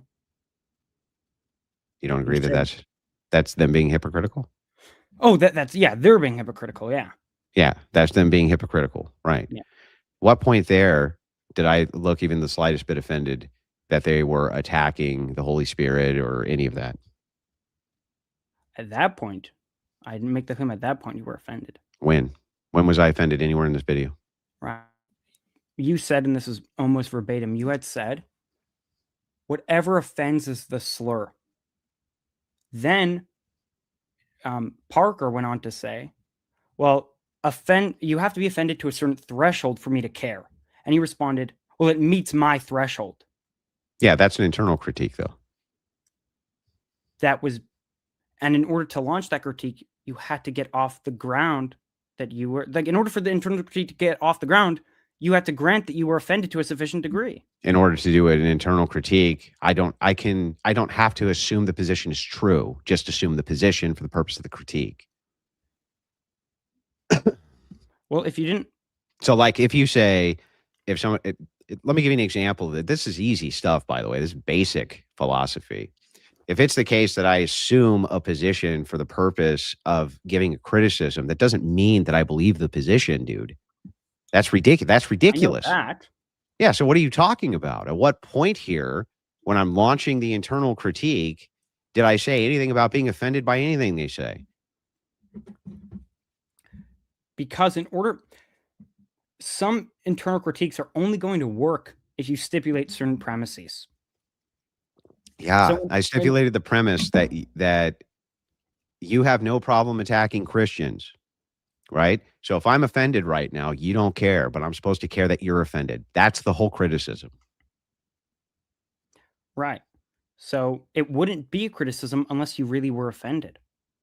No, you don't really have to be offended in order to assume the position. If I was offended, you wouldn't care. Oh, I see. Okay, so it was a conditional if I was.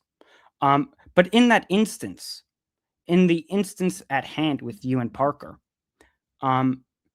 if the claim was that you were not offended in that context, then your internal critique is not going to get off the ground. Yes, it's still off the ground because the conditional is present. You have no problem if you find this thing offensive. If I say I'm offended by this, you don't care, but I'm supposed to care that you're offended by this. So the criticism stands fine, just fine. No issues with it at all. I don't even have to assume the position that I'm offended by it. Well, it didn't seem like that's what you were doing. You guys, it didn't seem like you were saying, well, hypothetically, you were making the claim they were actually hypocritical, not hypothetically hypocritical, right? They are actually hypocritical. You don't get because they were actually attacking Christians. In actuality, that has no basis on whether or not it offends me or not. People attack Christians all day long, And when I'm in debates with them, they attack Christianity all day long. I haven't found that offensive in years. In years. Right. But in order for them to actually be hypocritical, you can't resort to a hypothetical or a conditional. It has to be actual, right? No, it doesn't. That's bullshit. What are you talking about? That literally makes no sense. That's not even a position. That's incoherent on its face, dude. Why would I need in actuality to be offended to point out that they were attempting to be offensive? You're attempting to be offensive towards group A, but get mad when there's offense towards group B. That why would I need to in any way, shape, or form to personally be offended by what they're saying? Why? First, no, answer my question, and then you can ask me what one. Exactly is your question? My question is, why would I personally need to be offended if you're trying to be offensive? To point out you're trying to be offensive, but don't care if this group over here is offended. Or you care if this group is offended, but don't care that this group that is offended that you're trying to offend. Why would that require me to actually be offended by that? It doesn't. It doesn't. And that's that. It's not, because that's not what happened. It is what happened. It's literally what happened. Show me the point in this video where I was actually offended by anything they said. I was mocking them, in fact, the entire time by how butthurt they were getting about everything that was said. That was the whole point, is mocking the entire thing. If you go after Christianity, yeah, that's all these guys do. That's what most atheists do. Do you think Jay Dyer finds it offensive at this point, or I find it offensive at this point? That's all they do. It's not offensive to us, but So the arguments need to be destroyed. That's true. Why did you say it meets the threshold of offended with respect to me? So in this case, you realize that Parker's threshold's arbitrary. How is that answering my question? Because answer was Parker's threshold arbitrary? No. Okay, then what's his threshold? When is it met? I don't know. Well, then that you don't know because it's arbitrary. What? He's saying I didn't say it's because you don't know. I said you don't know because it's arbitrary. And you established that? He said it himself. I asked it. I said, this is arbitrary. He said, yes. What do you mean? He literally said it was arbitrary in the clips. That doesn't make it arbitrary. If he thinks it's arbitrary, that doesn't make it arbitrary. Okay. I have a threshold for being offended. Mm-hmm. Okay. I can't tell you what that is. Okay. Is that an arbitrary threshold? Let's be clear. What do you mean by arbitrary? Without system. There's no system for it. No, there could be a system. You just may not be aware of it. So if I say it's arbitrary, you have reason to doubt that it's arbitrary, or like what? Parker said it's arbitrary. The threshold's arbitrary. It's just, it was based literally on just how I feel. That's it. That's it. Right, but I don't think people's feelings in this regard are just like arbitrary without system. Yeah, they are without system. Okay, so if you just make this claim because I feel that way, right? You can have some threshold in between, like starting at 1 all the way to a gazillion, right? I guess. So I could just say whatever threshold I want, I find offensive, including not even being offended. I find that offensive. I could just kind of say whatever I want. It's arbitrary. There's no system to it. It's just feelings based, right? I mean, you could use a system arbitrarily, but that doesn't mean it is arbitrary. Okay. In this case, I was running an internal criticism. I'm saying if it's the case that that it met my threshold, whatever that was, and it's clear that that's what I'm saying here, right? Now I'm offended. Do you care? No, I don't care. Got it. That's hypocrisy. That's them being hypocrite, not me. It has nothing to do with me. That's an internal critique. And I often do that. I often assume the position to show the hypocrisy. That doesn't mean I believe it.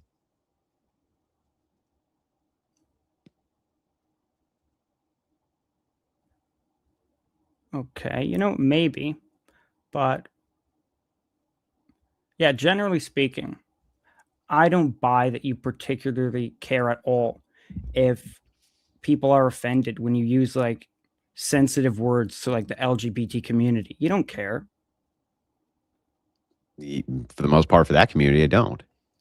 Okay. But so that you don't doesn't care- mean that using offensive words themselves, that there's not times where I won't give offense on purpose, because there are, for sure. Right. So you don't care about their boundaries. But then presumably, Yeah. you care about the Christian community's boundaries. Wait a second. I'm sorry. Even if that's the case, that would not be hypocrisy. Do you understand? I think it would. How? Because you're telling people not to do something that you yourself do. That's not hypocrisy. Yes, it is. I smoke. I don't think you should smoke. Is that hypocrisy? If you criticize others for smoking, then That's still not hypocrisy. Yes, it is. How? I mean, that's the definition. No, it's not the definition. No, it's not. Pull up the definition of hypocrisy. I have the definition right here. Read it. 1 second. Okay. Hypocrisy, one who tells people not to do things they themselves do. Worse are those who insult people for doing those same things. UrbanDictionary.com. Do you want the link? Did you say Urban Dictionary? Yeah. What's the problem? Urban Dictionary? That's a meme dictionary, bro. That's memeing. Can we get like a Britannica or any Webster, anything? Urban What's Dictionary? wrong with Urban Dictionary? I'm going to pull one up, fellas. Oh, yeah. Urban Dictionary? What's wrong with that? Bro. What's wrong with that? This? Hypocrisy from Merriam-Webster. A feigning to be what one is not, or to believe what one does not. Behavior that contradicts what one claims to believe. So if I say to you, bro, I smoke, right? But I believe that smoking is going to kill you and you should stop smoking. That would not make me a hypocrite. Correct. So in this case, when you said if you have boundaries for Christians, but are willing to violate other people's boundaries, that would not make you a hypocrite either. Right, but that's not what you... Right, but it's not... Right, that's what you claimed, though. No. Do you want to retract that claim? I'm claiming that if you criticize others for not respecting the Christian community's boundaries, yeah, then you yourself don't respect the LGBTQ people's Do I espouse that you should respect the LGBTQ boundaries and then I don't respect those boundaries? Because that's what hypocrisy would be. Hypocrisy would not be saying you need to respect Christian boundaries, right? But you can disrespect other boundaries. That would be a value if I had it and lived it, would not be hypocrisy, correct? Repeat that. I missed that. I'm sorry. If I say I'm a Christian, those boundaries should be respected. LGBTQ boundaries should not. And then live that. That's the opposite of hypocrisy. If I say LGBTQ boundaries should be respected and then disrespect them, that would be hypocrisy, right?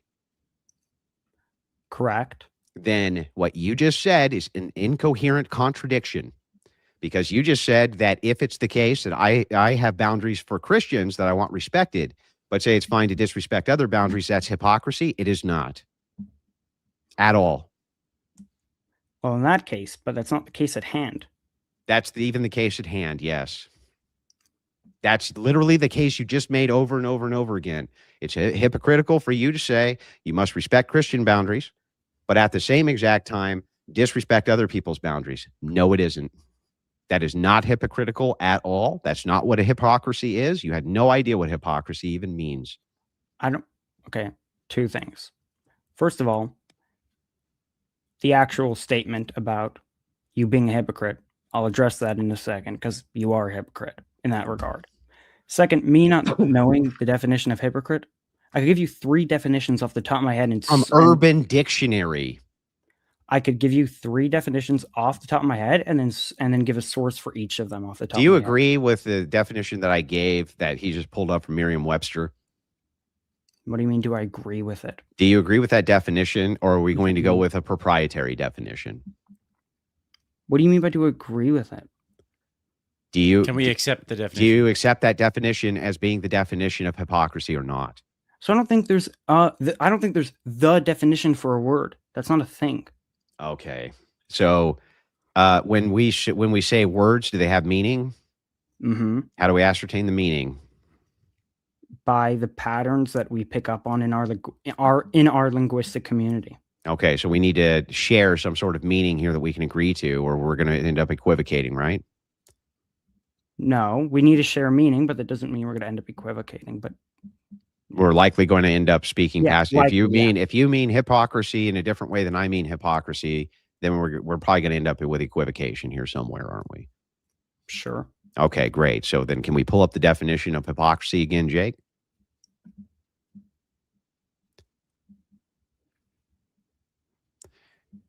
I just want to make sure that we can get an agreement with this, Bob.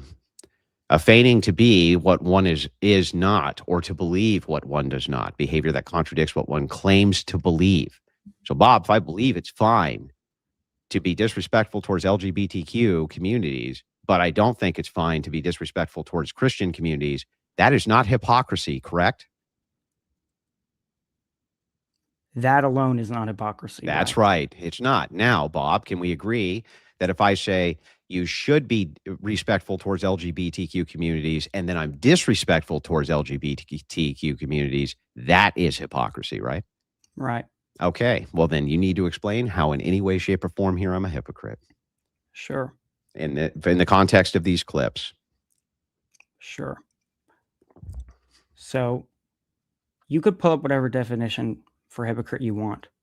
I'm claiming that according to the definition I pulled up, you're a hypocrite. Just quickly, with the Urban Dictionary, Urban Dictionary is more where we go to sort of see the definition of like reverse cowgirl or something like that, Bob, as opposed to. Okay, then, do you accept any definition which is given for hypocrite, including a proprietary one? Why is that relevant? It's relevant because in this case, you're saying that according to the Urban Dictionary definition, I'm a hypocrite, right? Mm-hmm. So you accept that definition as being true? No. You don't? You don't accept the definition of the word you just accused me of using as being the true definition of the word? Should I sort that out? Yeah, what you mean by that word this? Look, you mean by that word this? You asked me if I accept that definition. Yeah. I don't know what on earth that means. What I'm doing is not accepting a definition. I'm saying that according to that definition, whether I accept it or not, you meet the criteria. That's all. Wait, I'm curious here. Do you usually accuse people of things using words where you don't agree with the meaning of the very words you're using to make the accusation to them? Like if I say you're a murderer, Bob, and what I mean is you're a thief, that makes no sense, right? If I actually mean, hey, that guy stole a Snickers bar, he's a murderer. Does that sound incoherent to you? Not that murderer stole that guy stole a Snickers bar, he's a murderer. That would be a persuasive definition fallacy. Yes. So the thing is like this definition you're giving from Urban Dictionary, you're giving a different definition than I am, which means you're giving a different meaning to the word than I am. Correct, Bob? Sure. Okay. Why is it then that you're saying you accept that meaning? No. I was very clear. I don't know what it means to So what the fuck does hypocrisy mean then, Bob? It's going to depend on what definition we're citing. What do you mean by it, Bob? What the Urban Dictionary states as what hypocrisy is. That's what I mean. And according to that understanding, you're a hypocrite. And in all of these cases, do you mean what the Urban Dictionary means by it, Bob? No. What do you mean what are other cases where you mean something different by it then? Can we just stick to this claim that you're We are sticking to this claim. We're unfurling what hypocrisy means, which is the key portion of the claim. Andrew, hypocrite. The meaning of hypocrite then must be known, Bob. Okay. So just quickly, guys, just the Urban Dictionary is a crowdsourced online dictionary for slang and cultural terms and phrases. So it's not necessarily like a good source for like actual dictionary. It's not authoritative. Yes, it's not authoritative. No dictionary is authoritative. That's well, absurd. Here's the thing, Bob. No, wait. Do you agree no dictionary is authoritative? Come on, that's sure. But all you got to do then is grant that any proprietary definition I have is just as authoritative as any dictionary definition you have. So authoritative, I would say, yeah, because no dictionary is authoritative. So then any proprietary definition I have is just as valid as any dictionary definition that's out there, right? What do you mean by valid? Well, if it's not authoritative, if a dictionary is not authoritative towards words and what we mean by those words, then any proprietary definition that I have, why wouldn't that be equally as authoritative? Meaning it's not authoritative. Nothing's authoritative. No, there's no. Okay, got it. Then what I mean by hypocrisy is everybody who has the online handle Bob. They're all hypocrites. You're a hypocrite, Bob, definitionally. Okay. That's what I mean by it, Bob. So is the objection you're making? What's the objection you're making? That what you're using as hypocrisy is not actually what hypocrisy means. That's not what the word means. You used a source from Urban Dictionary, which, by the way, is literally used for slang. Things like this is not a thing which is referenced for general definitions of words ever. It's for like the word sweet. You don't actually mean sugar, right? You mean like sweet, man. This is awesome and rad. Wait, I want to get something clear here. When you say that the Urban Dictionary is not actually what hypocrisy means, what are you definition you're using is not what that's not the definition I use for hypocrisy. That's not what it means. Okay, yeah. What do you mean when you say it's not what it means? It sounds as though implicit in that statement is that there's some sort of objective standard of meaning. There isn't, unless you think there is, and I think that's obviously absurd. Do you think how do we find meaning for words? Based off our linguistic community and the patterns. And so the more people who use a word in a certain context, we assign that word the meaning of the word. The more people that use the word in the context. That's the meaning of the word. Because it's community-based, right? I wouldn't. Like, how are we fucking speaking right now, Bob, and you understand the words coming out of my mouth? How? Because I learned, that's a very simple question to answer. Because I learned the words you're using via association with other people using those words in similar contexts. And now I try, when I speak, to imitate the usage that other people in my community employed. So the community, in this case, is authoritative on what those words mean. What do you mean by authoritative? Well, for instance, if you just started walking around and going, nobody would understand a fucking word you said, right? Mm-hmm. So if they said, that doesn't mean anything, are they lying to you, Bob? Lying? No. How should I? Okay, no. No, they're not lying to you, right? It doesn't mean anything. It's just gibberish. It's just fucking garbage just coming out of your mouth. So the community here, in this case, would have to have some agreement on what words mean, or they couldn't even communicate with each other, right? They'd have to have a common understanding, yeah. Yeah, they'd have to community-wide understanding. What do you so think? If that's the case, what's the community-wide understanding of the word fucking hypocrite? Is it the Urban Dictionary or the Webster Dictionary? That's my question, Bob. So the Urban Dictionary, that's a false dichotomy. Between the two, these are your two choices. Which one would the community, right, give the most meaning to? I need a 30-second break. Give me 30 seconds, sorry.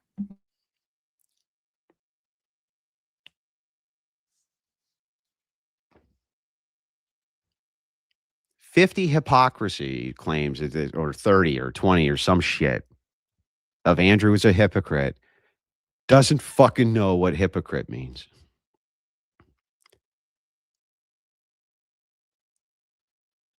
Doesn't know what the fucking word means. Hey, Himbo's there. Urban Dictionary, a dumb or naive man who, despite looking like an asshole Chad, is actually sweet, respectful, and kind. Typically large, beefy, relatively handsome, but friendly, gentle giants, if you will. Perhaps the best example of a himbo is Kronk from The Emperor's New Groove, large, strong, and stupid, but extremely kind and respectful. Also incredibly innocent and unaware of many events happening around him. Sorry, we're back. We're back. Himbo's a good word. But anyway. Yeah. That's what I get called around here, Bob. I get called the bloody himbo. But anyways, carry on. Anyway. So you asked me if I had a choice between like Urban Dictionary or Merriam-Webster's. No. I'm asking, based on your community-wide understanding of this word and how it's used, was the definition in the Merriam-Webster that I pulled up more in line with that, or the definition that you pulled up from urbandictionary.com? That's my question. I think they're both in line. They're both in line. Yeah. Okay. That's my honest answer. Okay. I think if someone would meet the criteria of either definition, they'd be a hypocrite according to the common understanding in normal English community. Then help me out here. Can you read the definition for me again? Of which the one from Urban Dictionary that you read, the first one? Right. So just based off memory, it's going to be somebody that tells other people not to do something that they themselves do.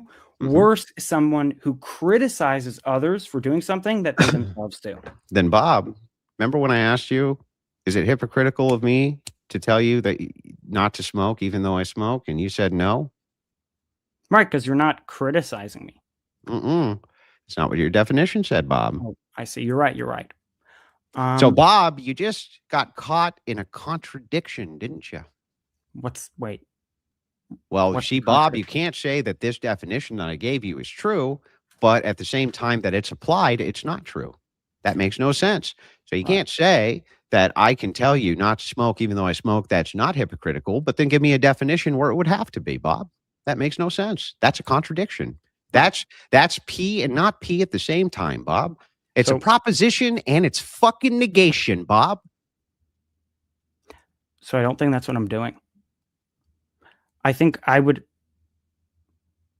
repeat what you said. I'm going to try to hone in very carefully on this. Repeat what you're saying about smoking. Bob, the definition that you said is somebody who tells people not to do things that they do. I say, Bob, I smoke. You shouldn't smoke. That's me telling you not to do a thing that I do. You said that's not hypocrisy. If that's not hypocrisy, Bob, then your definition can't even be true by your own accounting. It would be a performative contradiction. We caught it in real time. P and not P. I think you may have got me. I'll admit that. I'm not completely sure. Oh. So when you tell me not to smoke, let me pull up the definition. Well, here's what I'm thinking right now. First of all, now you want to look at your own definition? Yeah, to be sure. I want to be. Gotta be sure, Bob. Make sure. Before I respond, I want to say that this is a good criticism. Like I want to get that clear. Like if I get out of this, I'm going to have to work hard to do that. Like I think you're raising a good point here. But before I want to fully admit, like you completely got me, I want to make sure I have the exact definition and exactly what you're saying and see if I'm actually contradicting myself. Okay, Bob. Is that not fair? Of course. Go ahead. Is that not fair? You got the floor, bro. Totally fair. Okay. One who tells people not to do things they themselves do. Right. And you're to say don't smoke and then you yourself smoke. So, yeah, according to the Urban Dictionary, that'd be a contradiction. Yeah, you're fucked, Bob. That's the end of that, Bob. So you didn't actually mean that I'm a hypocrite by the Urban Dictionary definition at all, Bob. What you actually meant was I was a hypocrite by the definition that I gave. And so what's really funny here is that we just demonstrated that I can't be a hypocrite by the definition I gave, also by your own admission, Bob. You're fucked. You're fucked, bro. You're fucking done. That's it. Game, set, and match. It's motherfucking checkmate, Bob. Sorry, bro. When you have moves on the logical chessboard, next time make sure that you play your hard cards better, Bob. And with that, I'm done. Debate's over. What else is there to debate? You didn't even know what fucking hypocrisy meant. And you meant by hypocrisy a thing that can't be true. It would be contradictory. Therefore, every time you reference me as being a hypocrite, it can't be true because by your own definition, it would be contradictory, Bob. That's it. Game, you set, don't want to hear my match. response? You don't want to hear my I response? can't fucking wait, Bob. Okay, here's my response. And then we'll go into some super chats after this. First of all, again, I want to emphasize you raised a fair point.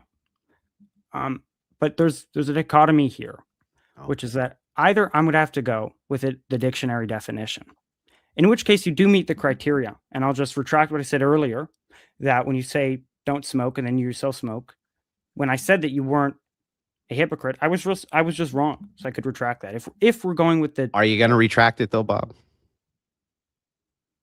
I'll present the dichotomy, and then depending on which horn we go down, I'll then make my adjustment. Okay. So if we go down dictionary usage, that's what I'll do. And then it just falls out of the dictionary usage. You're a hypocrite. Now, what I prefer to do, and I just want to make it very clear that what I'm presenting here is not some like ad hoc usage of the term hypocrite to organize to make it such that you're a hypocrite. I'm using Michael Humer's understanding of how language operates that you could find in the first chapter of this book, Understanding Knowledge. This is the basis for my clarification. If we go with like communal usage of the word, which I think is also fair, I'm going to say you're a hypocrite on that account as well. So I'll say, you pick one. Are we going to go with dictionary usage, in which case you're a hypocrite, and all I need to do is take back my prior statement? Or are we going to go with colloquial usage, in which case you're a hypocrite? Which is it? Well, Bob, let's do both because this is fun. Let's start with the colloquial usage. What's that? So, colloquial usage. To best communicate that, I think we give examples, not like necessary and sufficient conditions, as stated by like Humer in this book. Okay. Do you think that's fair? Sure. Okay. So according to colloquial usage, I'm going to give like 5 examples of a hypocrite, and then just say give me that, 1 or 2. Okay. They're very fast, so I could just rattle them off. But yeah, I'm going to say that the pattern of the usage of the word applies to you equally, and it's just going to fall out of that you're a hypocrite according to colloquial usage. Okay. So you could go on the, I've done this. You could go on the internet and you could search up like hypocrite example. And here's what you'll find. You'll find someone who tells others not to wear fur, animal fur, but then when it gets cold, they pull out some animal fur jacket. A boss that tells his employees not to come late, but himself comes late. Makes sense. A father that tells his sons not to lie, but he himself lies. Makes sense too. Somebody that tells others not to cut people in the supermarket, but cuts people in the supermarket. You mean cuts in front of them? Right. Yeah. Andrew Wilson. So that definition tells others not to smoke, but then smokes. That would be a hypocrite, right? Right. A person who tells their 3-year-old not to drive and then drives.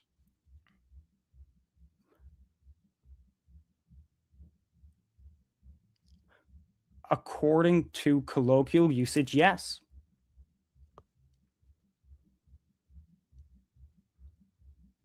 So you think, according to colloquial usage, that people are going to, when I say, hey, man, Fred, you can't let that 3-year-old drive. He's like, well, why not? You drive, you fucking hypocrite. Can you help me out in how in any way, shape, or form that makes any kind of sense, Bob?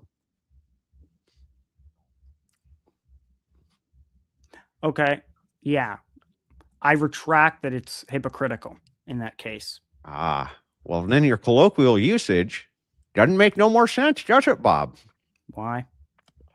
Well, because, Bob, you just gave a bunch of examples, which is all the examples are you're doing a thing and then tell another person not to do the thing. That's every colloquial example you gave. It also fits the Urban Dictionary definition you gave. And yet here we're telling a person not to do a thing that we ourselves do, and that's not hypocritical. That's another contradiction, Bob. So in the colloquial sense, no, it's not a contradiction. It's not? No, not in the colloquial sense, of course not. So in the colloquial sense, what makes it not a contradiction? What makes it not a contradiction is that in the colloquial sense, nowhere in the colloquial sense by giving examples do I commit myself to necessary or sufficient conditions. Oh, so you're just not going to tell me what the fucking word means then, Bob? You're just going to give me a colloquial example and then say, but if you give me the same exact example, that somehow isn't. But when I give you all these other examples, it somehow is. No, it's not arbitrary.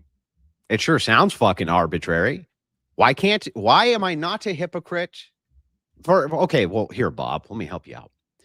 If you told a person, right, hey, man, probably shouldn't drink and then drive, and you have before drunk and drive, are you a hypocrite? Yeah, that sounds hypocritical. Sounds hypocritical?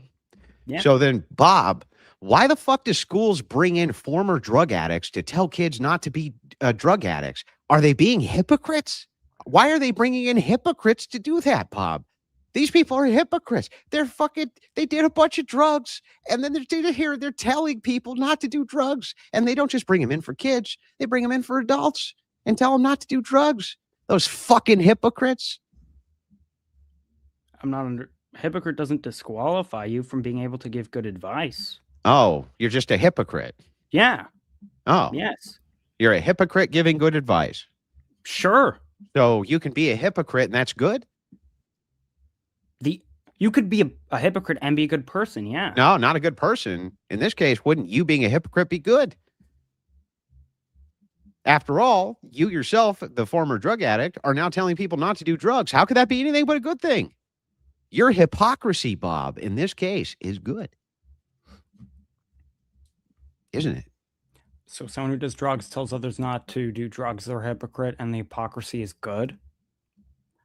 Well, I mean, it has to be. If they're giving the advice, they're being hypocrites.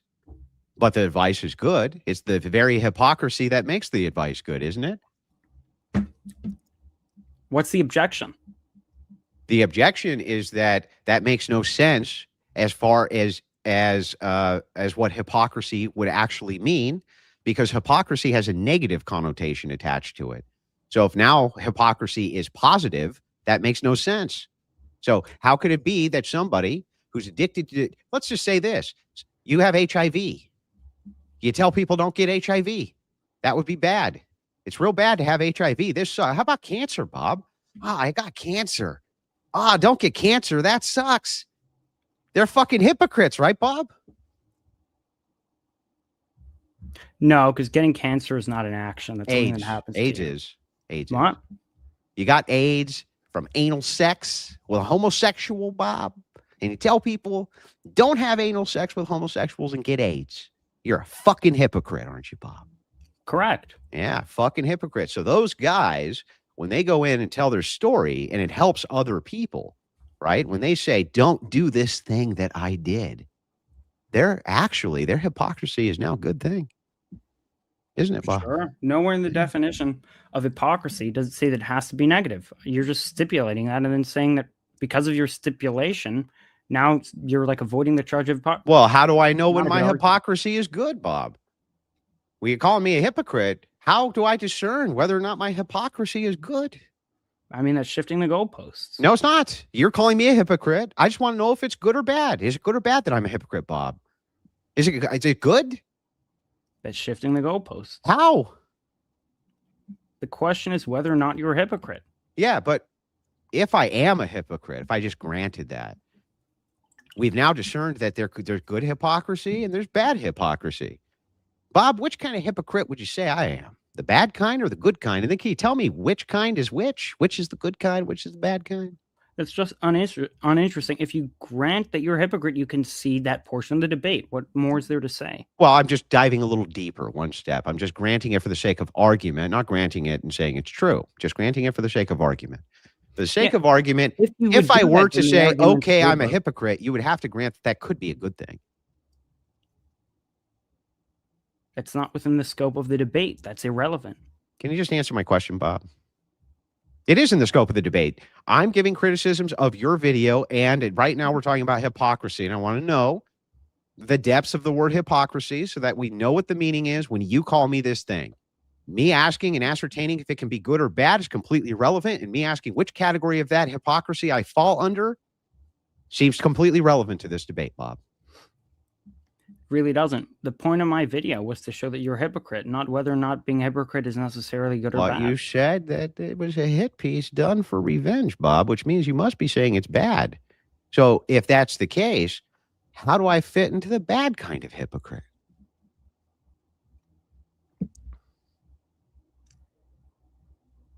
Because the hit piece is bad. That doesn't entail that every aspect of it is going to be bad. Okay. Can you tell me which parts of the hypocrisy are good? I didn't say it was good. I'm just not making a statement that's uninteresting.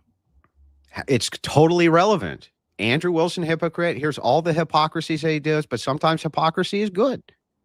Sure, sometimes lying is good. Sometimes lying is good. Is there any context here in which the type of hypocrite I am is good?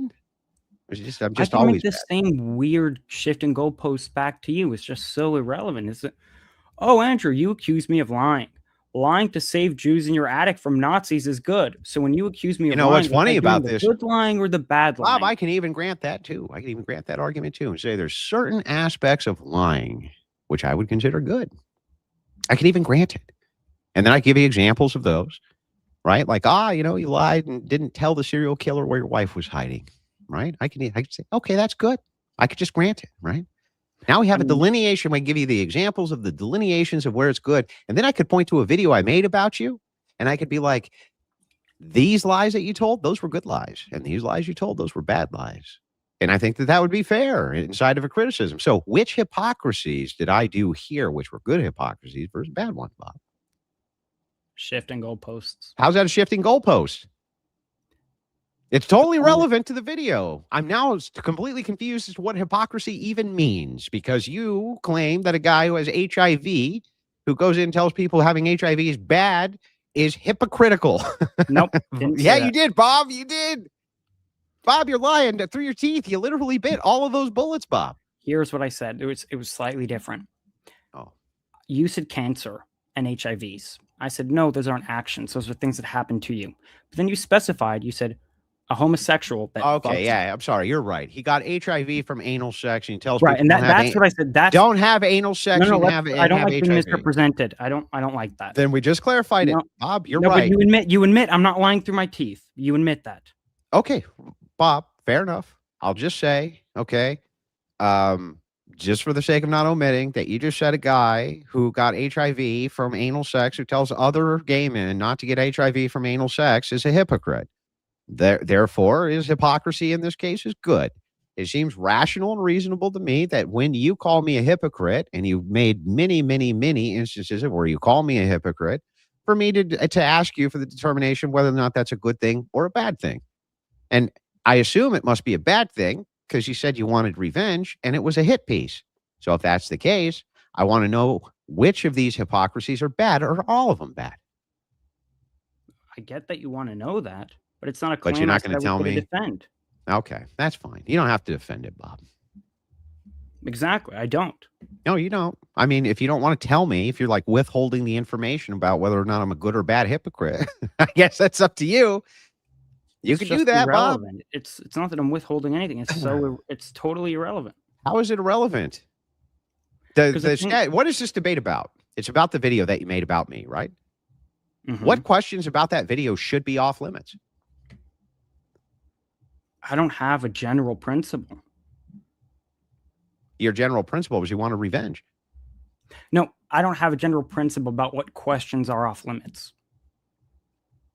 Then how would this be shifting goalposts? Is my question pertinent to the content of the video? Yes. No. Yes, it is. Hypocrisy is the claim in the video. My question is about the nature of hypocrisy and what type of hypocrite I am. That seems completely relevant to the video. No, in the video, I made it clear what my goal was, or what the video was trying to do. Yeah, to paint me out as being a bad guy, right? The motive was, no. The motive was revenge. Uh-huh. Claim that the video was trying to defend was that 1, you're a hypocrite, and that 2, you're not a good debater. Now, with respect to the hypocrisy, I never said. Well, I mean, I smashed your head in this debate, Bob. Do you think that's what happened? Bob, Bob, I've caught you in like 4 contradictions that you've admitted are contradictions. Yeah. You got me like once. No, like at least 2 times, but I think I caught you in more than that. I think I caught you 4 times by my count. Now, I could be wrong. I'm not perfect, Bob, but this was real bad for you. Now, I'm happy. I don't think so. I'm happy with that. I'm sure. very Look, happy Bob, with I'm sure you do. The Urban Dictionary has another word you should look up. It's called cope. But the thing is like what I wouldn't mind doing is moving from the colloquial sense to the dictionary sense. Can you tell me how I fall under the dictionary definition from Webster as a hypocrite? Sure. But right before that, I want to finish the thing I was saying before I was interrupted. So I was saying, you asked me, how do I determine what questions are on or off limits? And I said, well, I don't have a general principle. I have a case-by-case analysis. And if you were to sit here and ask me, at what time of the day did you find this clip on the internet? Well, that does have to do with my video, technically. It's obviously irrelevant. And if you were to start insisting that I answer that question and then I'm dodging if I didn't, I would just say it's a shift in goalposts. It's clear that I need to defend the main thesis of my video. Now, if you want to change my goal or make some very odd specification with respect to one of the things I claimed, I don't need to defend that. And it's not within like the scope of what I need to do. Okay, that's fair. Bob, can I just ask you this? Would it be fair to say that what you mean when you say Andrew Wilson's a hypocrite is that I'm the same type of hypocrite as the man who tells the 3-year-old not to drive the car because they drive cars? No, I think I said that was not hypocritical. Okay, then I'm the same type of hypocrite as the drug addict, former drug addict, who goes into a school and tells people not to do drugs. I'm the same type of hypocrite as the homosexual who has HIV and goes in and tells people not to have gay anal sex and get HIV. Is that the kind of hypocrite I am? No. Okay, then what kind of hypocrite am I? I'm not making an active claim about it. I'm just saying you're not those kinds. You're not but what kind? Well, what kind am I then? I know what I'm not, but now I want to know what I am. So what kind am I, Bob? Haven't given it thought. I don't really care. So Andrew's a hypocrite. You gave a counter for how many times I'm engaging in hypocrisy, but you've never given it a thought as to what kind of hypocrite I am? Yeah. I don't really care. Why is that crazy? Bob, here's why it's crazy. Because the definition that you give for hypocrisy is incoherent. On its face is contradictory, which is what makes it incoherent. And I prove that because with the smoking. Now, you retracted this. You say, I'm retracting that. I'm just going to change it. That's not actually what hypocrisy is. And then you give colloquial examples, which give the same exact definition, by the way. It's you do thing, and then tell other people not to do the thing or criticize them for doing the thing. That's the same. It's the same shit, right? No, that's not what. Okay, then what does hypocrisy mean again? Colloquially? Sure. Again, as I've said about the Michael Huemer case and how he explains the implicit rules that govern how we communicate, we can't, when defining words and using necessary and sufficient conditions, we end up obfuscating more than we clarify. So when we speak colloquially, it's not helpful to specify necessary and sufficient conditions. The best way to colloquially communicate what we mean is via examples. So what kind of colloquial, am I colloquially a hypocrite? Yeah. Yes. Okay. How? The 5 examples I gave in the video. We could go through them. We just did. So then why do you ask me? We just went through a bunch. So then why do you ask me how? So I just want to make sure I got this right. From the colloquial perspective, I'm a hypocrite. Certainly. From the colloquial perspective, are you a liar? Have I ever lied, or with respect to the editing of your video? With the respect to the editing of my video. Certainly not. No, not at all. Would it be fair, like, if I said to a person, man, this changes the entire context of what I said, right? This person's lying. Do you think that colloquially people would be like, yeah, that's true? Repeat. If I was like, oh, man, this guy edited out critical context of this video, which would change how people perceive me. He's a fucking liar. Do you think people around me would be like, yeah, that's pretty dishonest? Yes. Then colloquially, you're a liar, right? No. Okay, well, then colloquially, you're dishonest? No. Then why would people agree with me if I wasn't colloquially using it the proper way?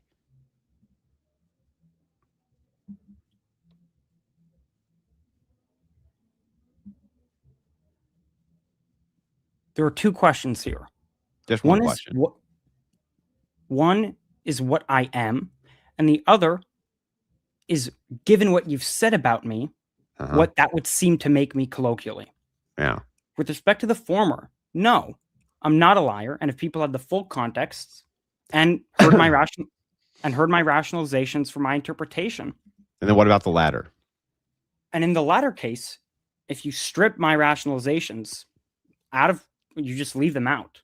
Then you're dishonest. What? Then you are dishonest. Oh, then someone will, given the colloquial understanding of how the word is used, they'd think so, but it doesn't make me something. Got you. I mean, that's right. Just like colloquially, you may say I'm a hypocrite, but that doesn't make me one, right? It would depend on my basis. Well, what's your basis? What is it? I told you. What? Tell me again. Here's a great example. I think this is probably the most clear-cut example I don't think you could escape. Okay. You were debating some weirdo when you told the guy, I don't want this debate to be ooh, I'll megally mouth. Answer my fucking questions, and I'll answer yours. Okay. That's how debate should work. That's what you said. Then very, very clearly, not only in the Danny Parker debate did you not answer questions, but in this debate as well. So you're a hypocrite. What debate? What questions am I not answering? In this debate? Yeah. To give me a question, I'll answer it right now. Whatever it is that you think I haven't answered. What does that matter? Well, if you think I'm not answering questions, I'm willing to answer whatever questions that you have for me. What do you mean? That's just got nothing to do. I said that. Are you not following? No. Okay, so I'll clarify. You're a hypocrite if you set a precedent for a standard, which you did. The standard is answer questions in a debate. So if in this debate or in the Danny Parker debate you didn't answer a question, that would make you a hypocrite. So to respond by saying, ask me a question now, that wouldn't determine whether you're a hypocrite in the past, which was my claim. That's very odd. That's a very odd response. Oh, wait a second. Do you think that I'm intentionally avoiding answering your questions? I don't know. I have no idea. I mean, how could I be a hypocrite if I'm not intentionally breaking whatever this arbitrary standard is you think I set? Well, the definition and colloquial usage of hypocrite, it doesn't include you're being cognizant of your own hypocrisy. That's just not part of what it means to be a hypocrite. Well, then how could I be espousing a belief and then violate it? If it's the case that I don't even know I'm violating the belief, how could I be a hypocrite? You could be a hypocrite and not know it. Okay, so got it. That makes sense to me. So let's back up then. Now that I understand this. So if I say you answer my questions and I'll answer yours, right? And then I answer a bunch of your questions and you answer more of my questions and I answer yours. Does that make you a hypocrite? What is it? Like, well, how many questions need to get answered back and forth for it to not be hypocrisy? How many? Like, I don't know. I don't know what the threshold here is. You answering my questions. Yeah. I'm so confused. Yeah, I'm confused too. I see that. If I lie one time, and then I say 15, 20, 100 truths. That doesn't undo my lie. Yeah, that's fair, but I'm not disputing that. What I'm asking specifically, analogically, yeah.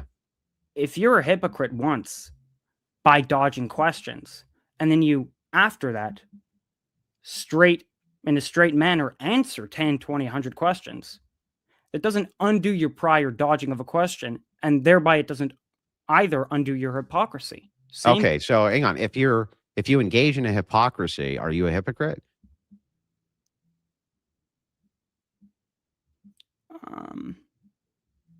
Yeah. Yes. Are you a hypocrite? With respect to? Have you ever engaged in any hypocrisy? Oh, certainly. Okay, then you're a hypocrite too? So we're both just hypocrites? Yeah. So you're a hypocrite and I'm a hypocrite. Hey, Jake, are you a hypocrite? Chat, are you guys hypocrites? So we're all just fucking hypocrites. We're all just hypocrites. So then right, why did you go out of your way to say that you're not a hypocrite? That's your problem. So I don't have the same definitions here that you do of any of this shit. That's one. Not even in the colloquial sense. That's two. And then three, I don't think if you're a person who's ever engaged in hypocrisy, that makes you a hypocrite. I think that's generally active status, meaning like you're a person like Rob Reiner and you're out there and you're like, smoking is fucking terrible. And then you go behind the fucking, the banister and you start smoking, right? You're contradicting the espousal of the very belief structure in which you're after. So if that's the case, I think you that hypocrisy has some activity to it. Otherwise, it's like you're just saying that you're a liar and you're a hypocrite and you're all of these same things that you're saying that I am. If Andrew's ever engaged in hypocrisy, he's a hypocrite. If Bob's ever engaged in hypocrisy, he's a hypocrite. So we're both just hypocrites. If Andrew's ever lied, he's a liar. Bob said he's lied. Therefore, Bob's also a liar. So we're all just fucking liars and hypocrites then, Bob. So what is the meaningful impact of a video that you make about me being a hypocrite when you're a fucking hypocrite too? What? How is that even meaningful? Here's how it's meaningful. I can't wait to hear it. Because while we're all imperfect and while we're all hypocritical and while we're all liars, I wasn't foolish enough to go out of my way and make a video as you did, where I specifically stated, I'm not a hypocrite. You did that. You made a response. And what did I say I think a hypocrite is? I think that you have to have an active status in order to be a hypocrite, right? Not having engaged, just like even colloquially, I would say that this is true. If I call someone a liar, that means they're currently engaging in lies, right? Or have recently engaged in lies, or have a very, very staunch pattern of engaging in lying. That's what that would mean if you said that guy's a liar. Okay. Not that guy has told lies in the past, because if that was the case, it would be fucking meaningless to call people liars.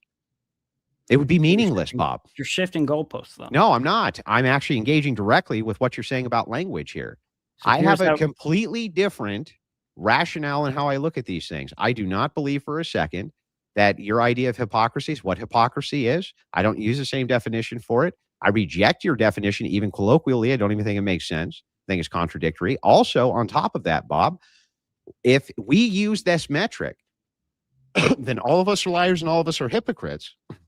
There's no more bearing anymore. You're just saying you engage in more hypocrisy than I do at that point, or you engage in more lying than I do at that. It's fucking meaningless. That's not what people mean when they say liar. It's not what people mean when they say these types of things, not even colloquially. What do you think a person means when he says that guy's a liar? What do you think they mean?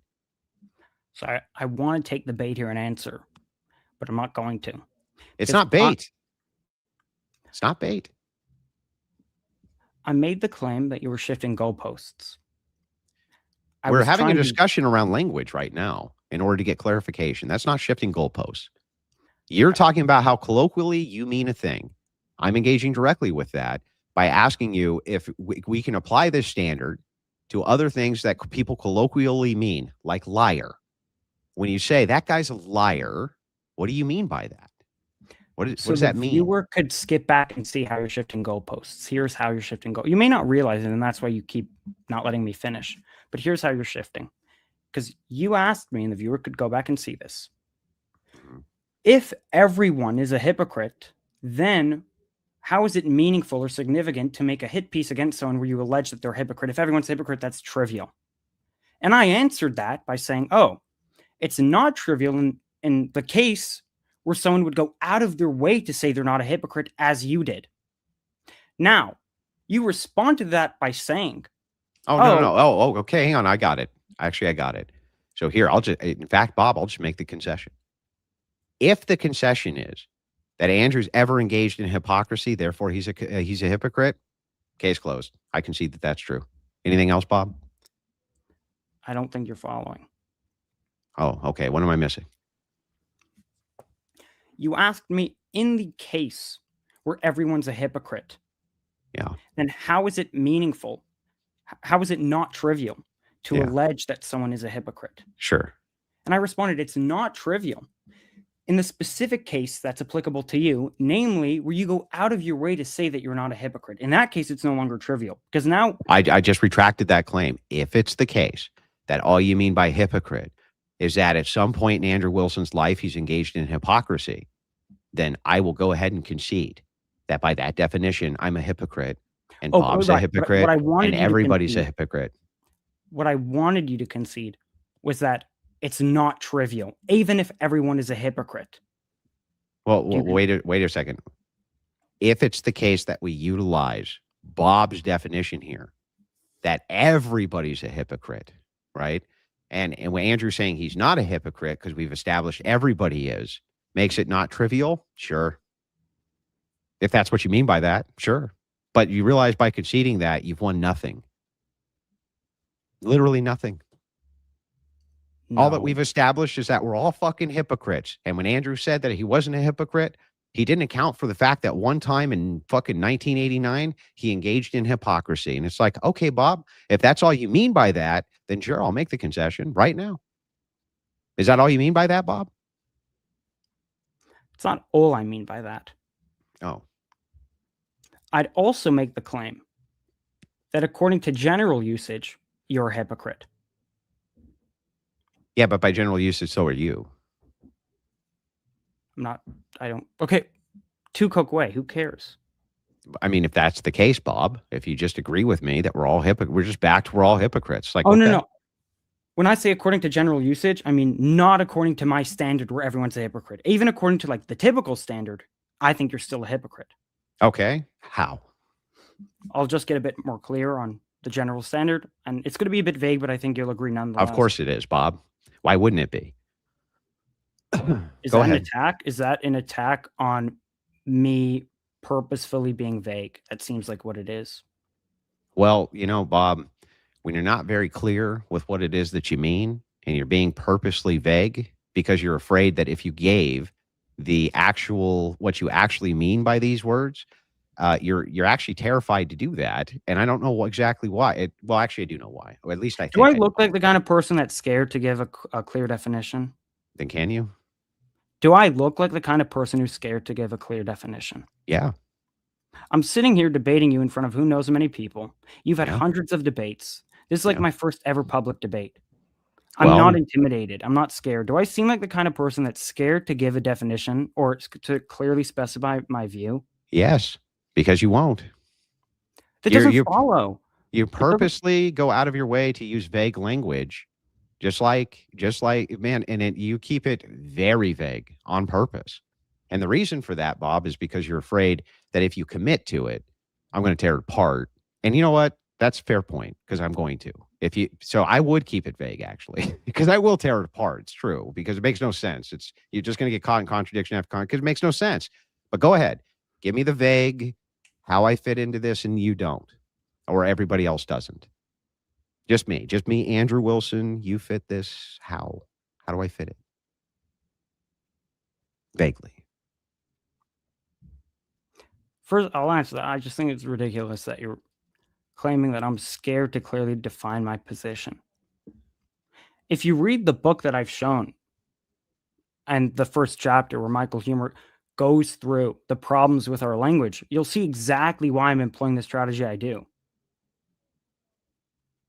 Well, I think you just don't want to commit to what you actually think a hypocrite is, because then I clearly wouldn't fall into the category of that thing. That's what I think. Right. And you told me your rationale for thinking that was that I simply won't give a clear No, it's definition. not because of that. I think your rationale for doing that is because when you actually do give us a very clear definition, I'm able to tear it apart in 5 seconds like I did the last definition that you gave, and clearly I don't fall under it. That's why I think you're being very vague. Wait, I don't mind that you caught me in a contradiction. I think that was good. Sure. Sure, fair enough. I'm just saying that's what I think the motivation is for why you're about to be very vague about what you're about to say. Like, for instance, in this video, I don't think that you were trying to tell people, like, colloquially, Andrew Wilson's a hypocrite. I think you were trying to be very firm in the language there, and I think you were really trying to convey something there, and I think you're really not trying to convey whatever that was here, which is really strange to me, that's all. So because this is an attack on my character, I'm going to reply to this. I'm not trying to attack your character. I'm trying to tell you that this is how I view it. I didn't say we're trying to, but nonetheless, it is, in fact, an attack on my character. Because you're saying I'm purposefully being vague because I'm scared. So I want to refer you and the audience back to what happened 30 minutes ago, where you did catch me in a contradiction. And be honest right now, and you have the opportunity to lie and make me look bad, but be honest. Have most of the people that you debate, will the vast majority of them, when you catch them in a contradiction, just like openly and willingly concede to that? Or do they try to like weasel out and obfuscate? I think you need to give me credit. If it's the case, I didn't get hang on. They don't. That's fair. They don't. Unless they're Phil Bros, then they do. Because there's no avoiding it. Like Phil Bros I don't know which Phil Bro group you're a part of, like which online one. I'm sure you're a part of one of them somewhere, some Discord of Phil Bros that you talk to all the time. I don't know that for sure. I'm just guessing, right? But those guys will tear you to pieces. Like they're gonna be like, bro, what the fuck are you doing? Like, and so there's motivation there to just cop to it, right? Because Phil Bros just tear each other to pieces. That's what they do. I know, I'm one. I am a Phil Bro. I get it. You know, like I go into the Discords and get torn apart on all sorts of shit all the time. It's good for us, right? So it's how we grow in philosophy. I'm just pointing out, like, hey, man, yeah, you kind of have to cop to it as Phil, because that's what they do. They just tear each other to pieces, right? Am I wrong about that? You're definitely wrong that because someone's a Phil Bro, that therefore they're going to be more likely to be intellectually honest or concede to a mistake. That's completely not true. Well, we're just talking about experience here. You can't even say that that's completely not true. How many online debates have you had? You just said none. I don't need to have debates to make that qualification. I've watched hundreds of debates, maybe thousands. I'll tell you what, if that's the case, right? You say you've watched hundreds and hundreds of Phil Bro debates, and you don't think that Phil Bros are more likely to concede to contradiction than other people? Really? No, I don't. Okay, well, my experience is the opposite. That Phil Bros, generally speaking, actually will concede to contradictions because their community tends to tear them apart if they don't. That's just my experience. Okay.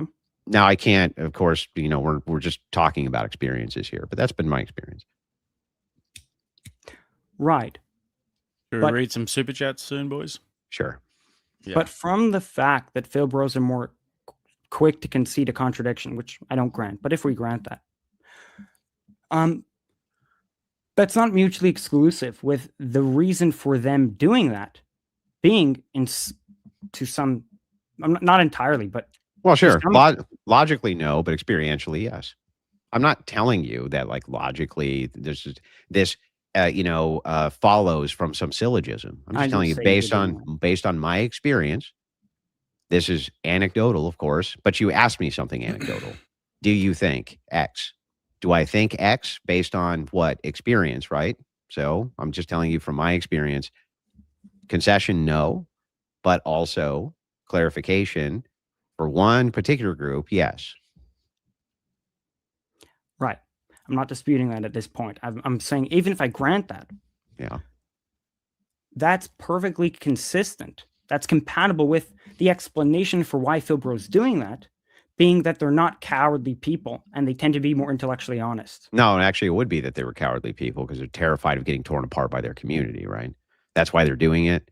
They're afraid they're going that thing going to happen they don't like. So that would be in line with like, you know, maybe not cowardice necessarily, but consequences. There'd be powerful motivation there, kind of in line with that. So yeah, I'm not really sure there, but what I will say is this: is like you made a whole hit piece video about me being a total fucking hypocrite, and then when we actually get to the debate portion here, the entirety of it was just you being very, very vague about what you even meant by that on purpose, which is strange because, and here's why I know it's on purpose, is because when you actually did commit to something, it was contradictory. That's why I think it's on purpose. That's what I'm saying. I'll just add that as my closing statement. You can make your whole close, bro.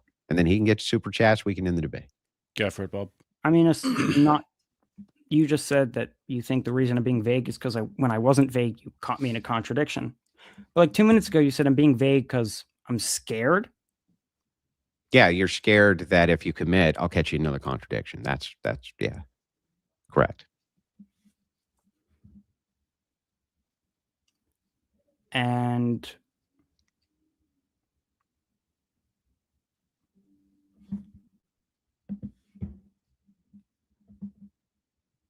some super chats, maybe. Or Bob can give us closing. Yeah, I'll just be quiet while you close, Bob. Okay.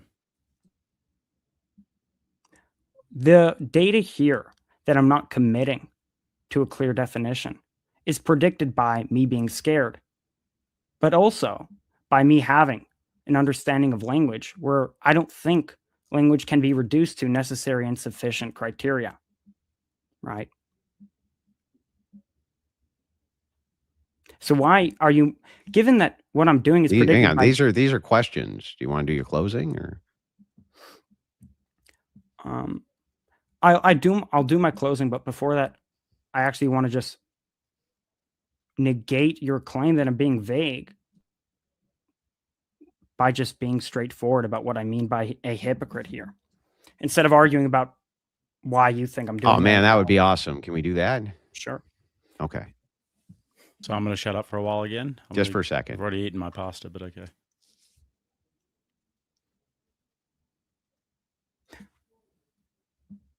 So earlier I said we have two horns here.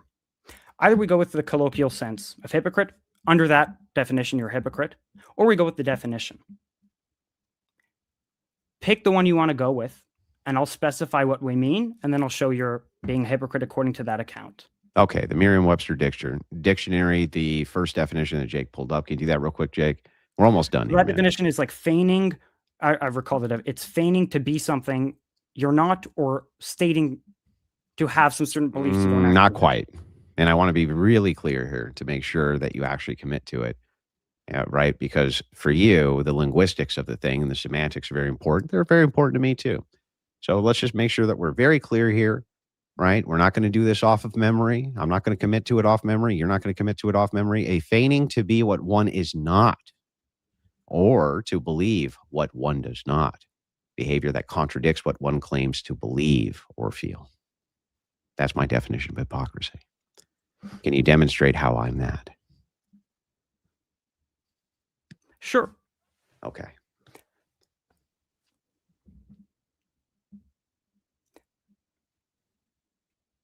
You profess to be somebody that doesn't dodge questions. You dodge questions. So you're a hypocrite according to Merriam-Webster's dictionary account of what it means to be a hypocrite. Have I professed to believe that one should never dodge questions? Not in those exact words, but effect. Okay, yeah, no. Okay. So then what's the hypocrisy? The hypocrisy isn't that you said someone should never dodge questions. The hypocrisy is that you said in a debate, the way a debate should operate is that one should not dodge questions. So if you go ahead and frequently show me the quote. Huh? Show me the quote.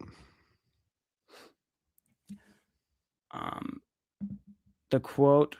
You want like me to pull up the exact quote? Mm-hmm. This is you demonstrating I'm the thing, remember?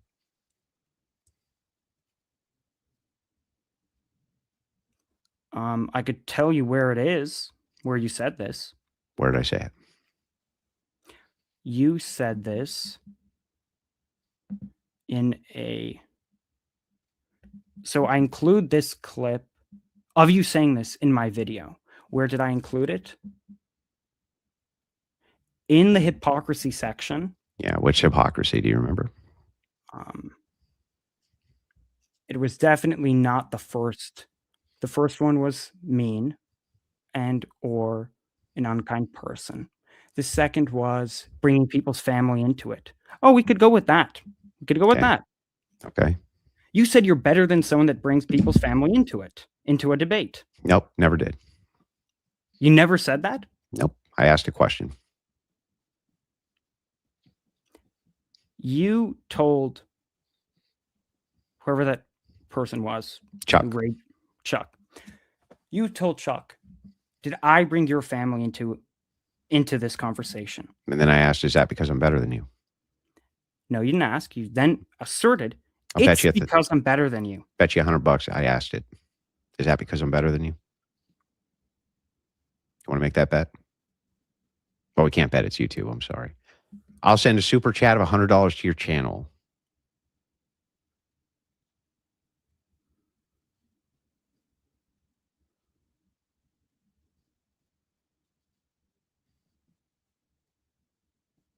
So I misheard you. You asked, you didn't assert it's because I'm better than you? No, I asked. I said, is that because I'm better than you, Chuck? But that, okay, if you had asked that, are you denying that that was clearly rhetorical and what you meant to imply was that you in fact are better than someone that would do that? Well, no, I'm asking from her worldview. What? I'm asking from her worldview. Does she consider people who attack other people's families when they have not had their family attacked, that other person's better than them? That's what it's for. Okay. Yeah. So let's go to the answer questions and debate. I'll concede But hang on. Let us assume for a moment, I'm just going to be real charitable here, that I'm misremembering this. It's possible, right? That was a long 6-hour debate. I may not remember every aspect of it, or maybe both happened. Maybe I asked, is that the case? And then maybe I affirmed that it is. I think that's right? actually what happened from memory. But even if that's the case, let's just assume it for a second. How would that make me a hypocrite? Right, because you said I'm better than somebody that brings other people's family into a debate, and then you go ahead and do that. No. In this debate. That's not the claim. Well, wait a second. That was the claim. In order for the claim that you're better than somebody because you don't do an action, it can't be the case that it's only with respect to that debate, because then it just wouldn't follow. But no, actually, it would follow the best, and here's why. You see, the thing is that I have a golden rule, right? I tend not to ever attack a person's family unless they attack mine. I tend not to ever bring a person, and by the way, even when they do, I usually still don't. In fact, I can't even think of a time where I have. Instead, what actually happens is we'll be on a topic and people will bring their family up and we'll be in the dynamic of whatever that topic of discussion is. But to my knowledge, I've never actually purposely, unless it's an internet commentator who's a public figure, brought anybody's family into anything. Ever. I don't think it's ever happened. In fact, like even when that stuff was going on with Destiny and everybody was attacking his kid and shit like that, I was like, that's off limits. I'm not talking about it. Not discussing it. What about in the video where I show you telling somebody, your wife gets fucked by everything in town or something to that effect? You said that to some brand. You mean the chick who was sitting right next to him? That was his wife? Mm-hmm. That's still bringing his family into it. No, I was arguing with both of them. I was arguing directly with those people. But do you see the distinction? Do you see the distinction there? I see the distinction, but I don't see how it alleviates you from bringing his family into it because you were talking to him when you made that attack. Okay, so let me get this right. Right. When I say I don't go after people's families. Okay. If I'm debating with two brothers and I am debating with both of them at the same time, are you saying that that would be going after each other's family members? It depends what you said.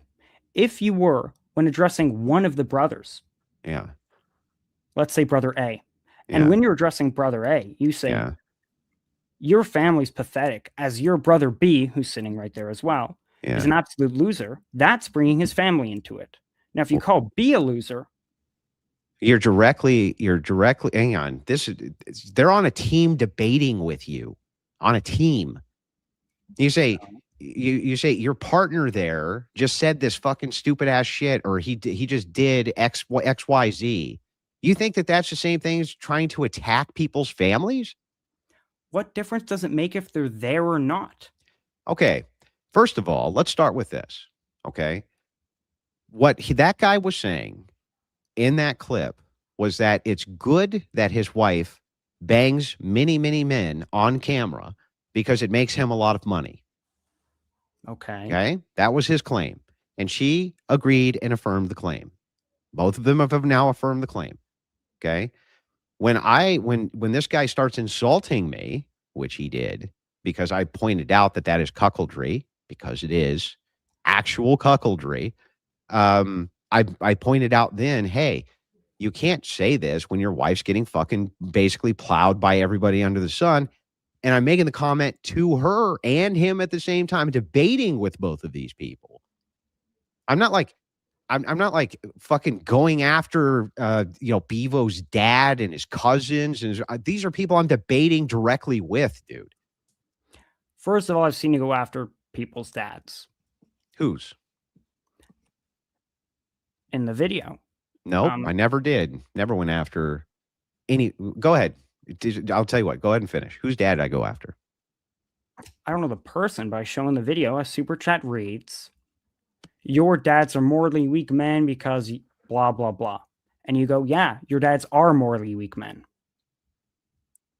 And what was the context for that? Doesn't matter. You just claimed that you don't bring people's dads into it. Wait a second. Show the context where you did. They brought their dads into it. Not me. No, they did. You didn't see the previous part of the conversation. They were all talking about what thing? Their dads. And then they explained what their dads had done, right? And then I agreed with the super chatter's commentary after they brought their family members up with what the commentary said. That's not attacking anybody. They were attacking their dads. they were attacking their fathers. Okay, this is not a good argument. I'll grant they brought their family into it, but that's not the same as insulting their family. Right? They were insulting their family. Okay. There was when you told the people in that room, your dads are morally weak men. One of the women responded, "Fuck you." Right. I don't remember that. Well, that happened. I showed it in the clip. She responded, okay. "Fuck you." Well, okay, but is it possible though that when I said they are morally weak men, right, that I wasn't directing it to everybody at the table? I was directing it probably to the people I was conversing with who were telling me about the stories of their fathers and the horrible things that had gone on between those dynamics. Is that possible? In fact, even likely? Is it even likely? Like, have you ever seen me, for instance, just be like, your dad's a fuck, just out of the blue? No, of course not. It's ridiculous. But in the course of a conversation, it may come up where people begin discussing their own family. Now, look, it's possible. It's possible that I've brought up people's family members before. Like, I'm not going to say it's not. It's completely reasonable to say at some point that may happen in context, right? But I really tend not to fucking attack people's family members. I really don't. Okay. Two things. First of all, we're shifting the claim. It went from I don't attack people's family members and I've never brought up someone's dad. When have I ever done that? I think that's the words that you said. When have I ever brought up someone's dad? Then I give an example. And now it seems to, I tend not to do that. So that's a shift. Well, wait a second. Wait. What is the definition? Here's the second point. It's me espousing a belief, right? And then going against the belief. So I'm adhering to this principle, and I've always adhered to this principle.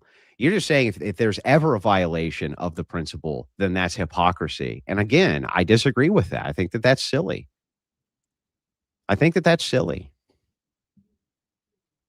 It's like, even in the context of this, I think it's silly. It's like, if you bring up your parents and like horrible things that are going on there and this and that, right? And then I make the astute observation of this, I don't think that violates the principle for not doing that at all. You decided to go with the Merriam-Webster dictionary. Yeah. I agree. On the dictionary's account, which was feigning to be, let me pull it up exactly. Okay. Feigning, acting, or professing something one isn't. Okay. Yeah, and I'm not professing something that I'm not. You profess to be somebody that doesn't bring people's family members into a debate. You did profess. Oh my God. It's such a weak criticism, dude.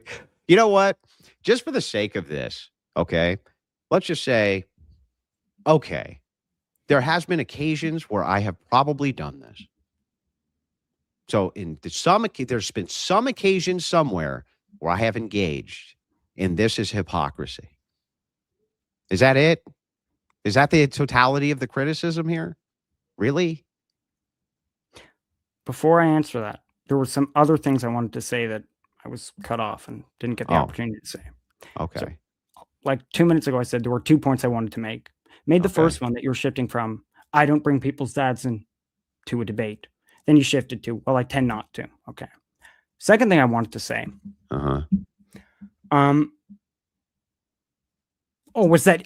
When you caught me in a contradiction, I conceded. But now I've caught you in a contradiction, and I want to see if you're equally as intellectually honest. I don't see a contradiction yet.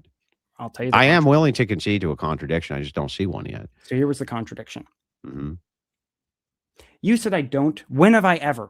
In other words, I don't bring people's dads into a debate. I didn't bring their dads into it. They did.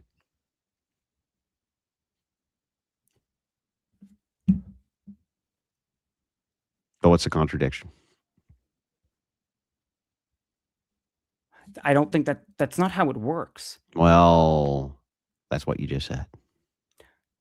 No, your understanding of what it means to bring someone's family into it is that's it. Okay, I'll give you an analogy. If I criticize myself and go, you know what? I'm short, like I'm a short person. And you respond, yeah, you pathetic midget.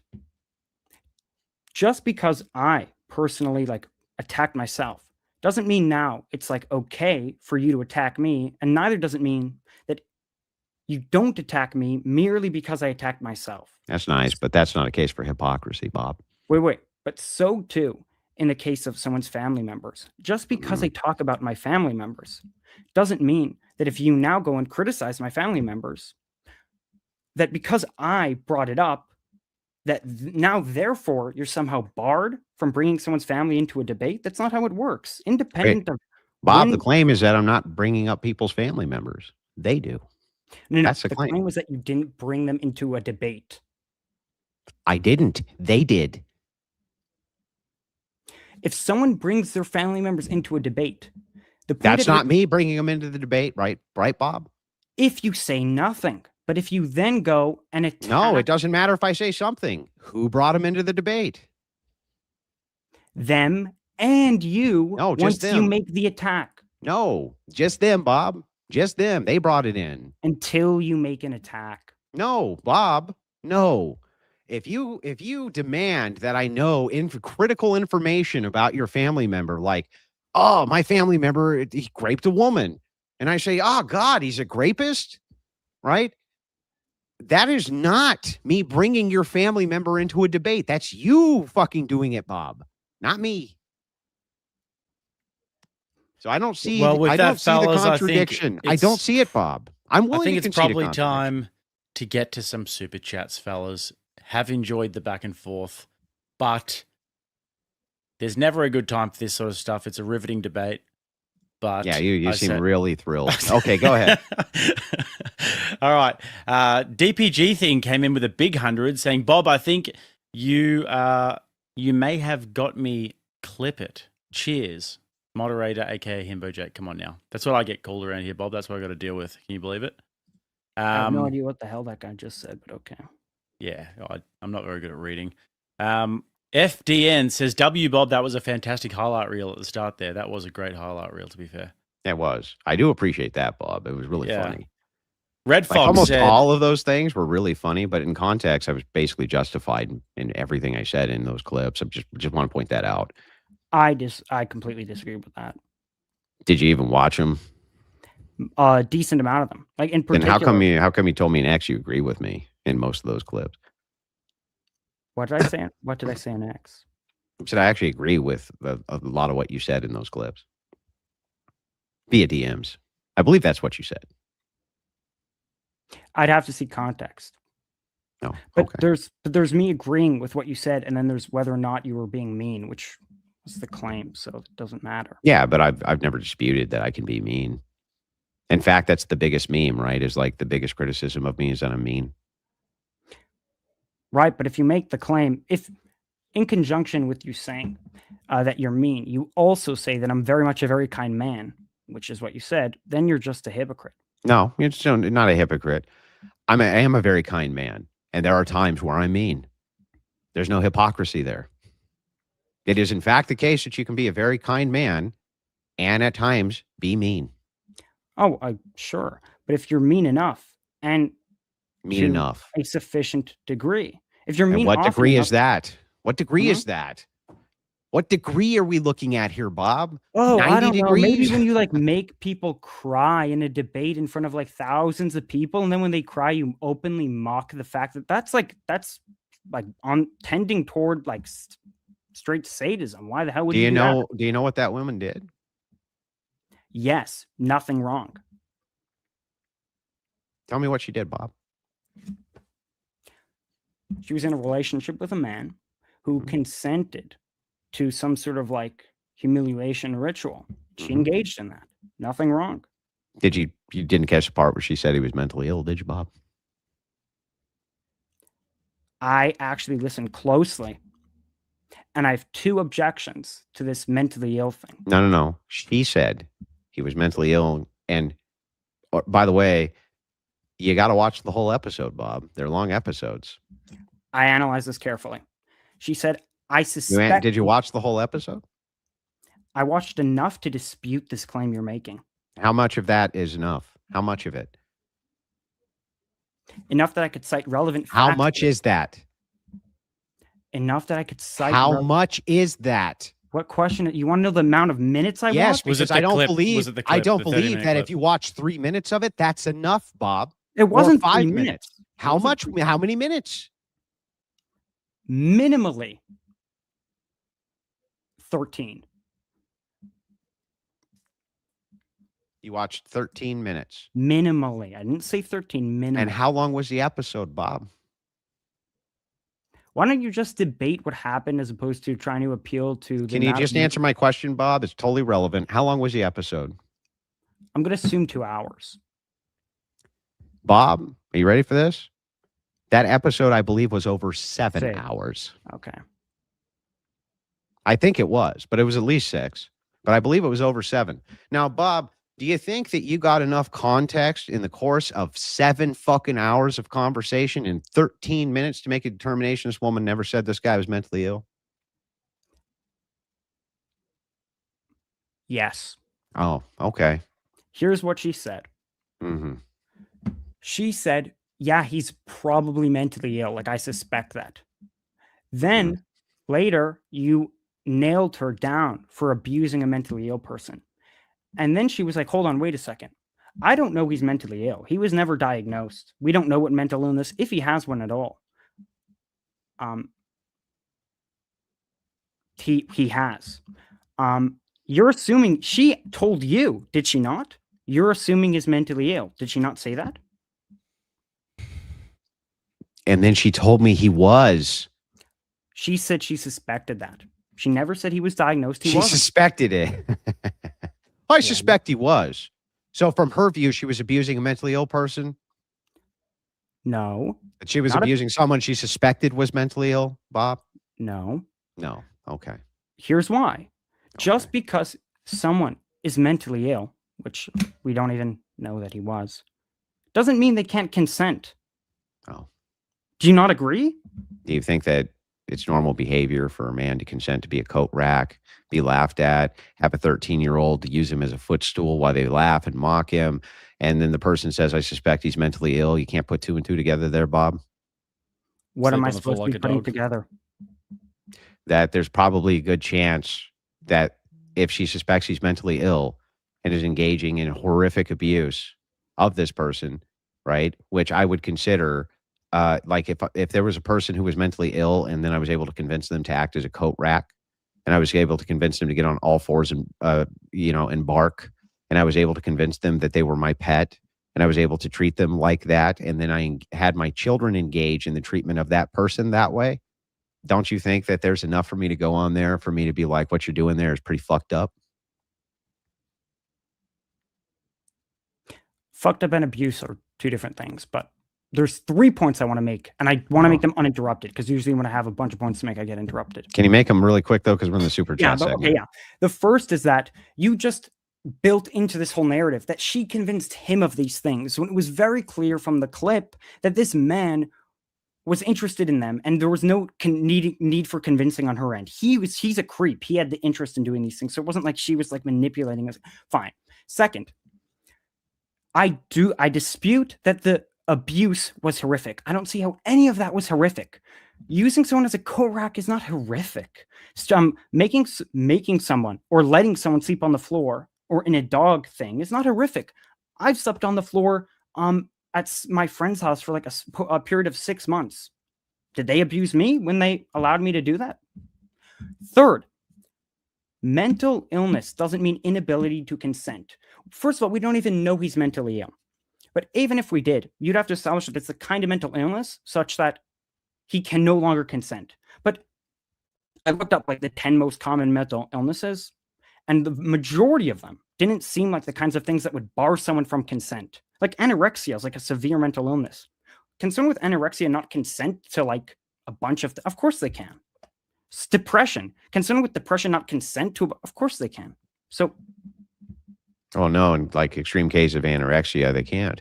For instance, they would need a consent to treatment, right? But they don't. They get forced to do treatment, can't they? So we take their ability to have consent away, don't we? Yeah. Well, the whole point I was making was not that if someone's mentally ill, we always need their consent. The point, rather, was that just because someone's mentally ill doesn't automatically, or even probabilistically, we can't infer from that consent is gone now. We can't do that.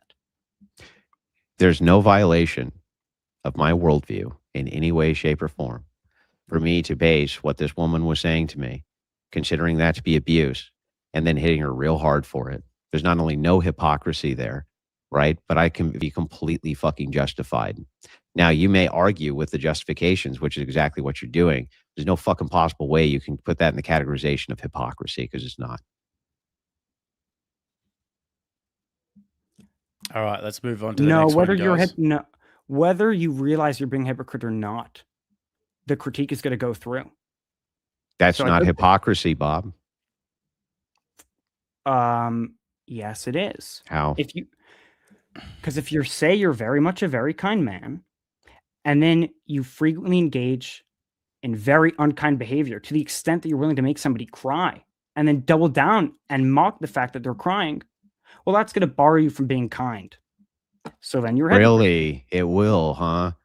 So if you're mean sometimes to people who you feel justified, hang on. If you're mean sometimes to people you feel are just am I mean all the time, Bob? No, but it's not. So then if you're mean sometimes to people, Bob, no, that's a straw man. Okay, Bob, let me just ask you this: Did I feel justified in doing that? Sure, probably. Did I feel like it was in any violation of any value set that I have, that I espouse? Like all psychopaths and narcissists are going to say the same thing. Like most. Can you answer my question? Did I feel or espouse anything that violated when I say that I'm a kind man, because I am, right? That when I attack this woman for what I considered horrific abuse, how would that negate my kindness or me believing that I was a kind man, Bob? How? Because independent of how righteous you think you are, there's still a standard we use to judge if someone's nice or not. Ted Bundy could think that he's doing the world a favor when he goes out and kidnaps and kills people. He could think he's righteous. That's irrelevant. What matters is what he's actually doing to the people with his actions. So you sort of revel in the fact that you could get people to like have emotional breakdowns and cry. That's extremely unkind. And I think that's inconsistent, and therefore you're being a hypocrite if you say you're very much a very kind man, as you said. So, Bob, you have a big problem here, big hole in your logic. Help me out here. When I espouse and I'm a kind man, what do you think I mean by that? What ordinary people mean when they say that they're kind. Like they care about people's emotions. They're not going to revel in destroying people. No, I don't think that kindness has too much with caring about people's emotions. Sometimes maybe, but no, I don't think so. I don't think that that's kindness. For instance, I think correction is kindness. I think that telling people the truth is often kindness. I think that those things can be very kind. When we're talking about kindness in this context, right, I thought that the kindest thing I could do was put on display that this was horrific behavior and it needed to stop. And while I understand that this woman cried, you negate the fact, because you didn't watch the episode, that she could turn the tears on and off like that. Didn't care. Like she could turn them on and turn them off in seconds. And you could go watch it yourself. Okay? I thought that I was doing a kindness actually by saying, good, cry. You should actually feel some fucking remorse for what it is that you're doing. That would not be a violation of any espoused values of mine, Bob. It may be a violation of some espoused values of yours, but in order for me to be a hypocrite, I would need to be going against beliefs that I espouse. All right, we're going to move on, guys. Red Fox came in and said, don't need to read, but love how AW wrecks these dudes. Lieutenant T came in and said, for 20, just a salute. Thank you, Lieutenant. Over on the R side, Flavius said, define red herring in one sentence. Andrew with first, then Bob. Andrew, what is a red herring? Bob, what is a red herring? Andrew, you go first, and then Rob, and then Bob. Okay. One sentence? Yeah. How do I phrase this in one sentence?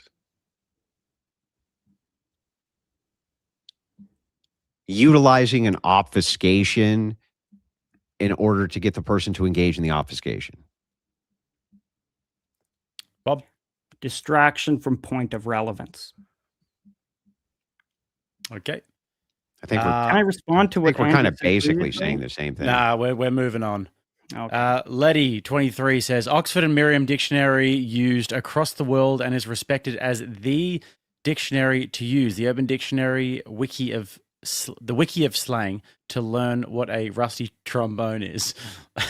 Letty23 also said, if a sloot brings her dad to a party, then I talk to her dad. I must have brought the dad to the party. A fucking idiot.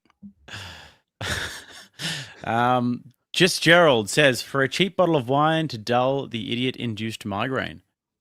And Nick says, Jake, call him out. He's lying. Her actual question was, are you saying you've never treated a woman like shit? Andrew answered her question, no, as in, I am not saying that. Well, it's not my job to call. Wait a second. Hang on. Let me check the clip here. Because now I just want to make sure. Because that is an actually very good point. I've got it here if we want it. I've got the clip right here. Yeah. Let's see it real quick. Yeah. It's like I'm going to be double sharing my own stream here, though. So, no, cred. So you never treated a girl like shit before? No. Are you saying you've never treated a girl like shit before? No. You fucking sneaky fucker. He's sneaky. Wait, go back and play that again. Play that again. All right. Is a hypocrite. So you never treated a girl like shit before? No. So you never treated a woman like... Yeah, that's what she's saying. She's saying, are you saying you've never treated a girl like shit before? I didn't hear, I heard so you're saying, right? We'll play it again. Let's make So sure. you never treated a woman like that's Hypocrite. So you never treated a girl like shit before? never treated. Well, Yeah, hang on. no. The problem here, let me check the clip on my end because that clip is cut off. So let me just make sure. I I'm didn't just gonna wait. You just call me a sneaky fuck, and now it's like, wait, no, I was not being a sneaky fuck. maybe not, and I may have to retract that in a second. But Good. but I'm just gonna make sure that you weren't being a sneaky fuck by looking at the clip in its entirety. Hang on. Just want to make sure. Even if wait, I just want to hang on, man. I just want to make sure that you weren't you didn't cut this off. Yeah, it does sound like you're saying so you never treated a girl Right. like shit. What's the before. difference But between are you saying and there's so you not never? much difference there, actually. Well, there's no real difference. It is basically saying the same thing. No. Look, are you saying and so you're saying is just, yeah, that's exactly the same thing, actually. No, Now that she I'm didn't- thinking about it. Okay. First of all, when I quoted you, I didn't get the quote wrong. So I wasn't this guy saying I'm lying when I'm quoting you. That's just false. I got the quote correct. That's the first thing. Second thing, there's a big difference between somebody asking, are you saying X versus what she did, which is, so you've never done X. No, that's not what she said, though. She said, so she said, so you're saying. I didn't hear the word saying. Play that back. Play that back. Yeah, play it back.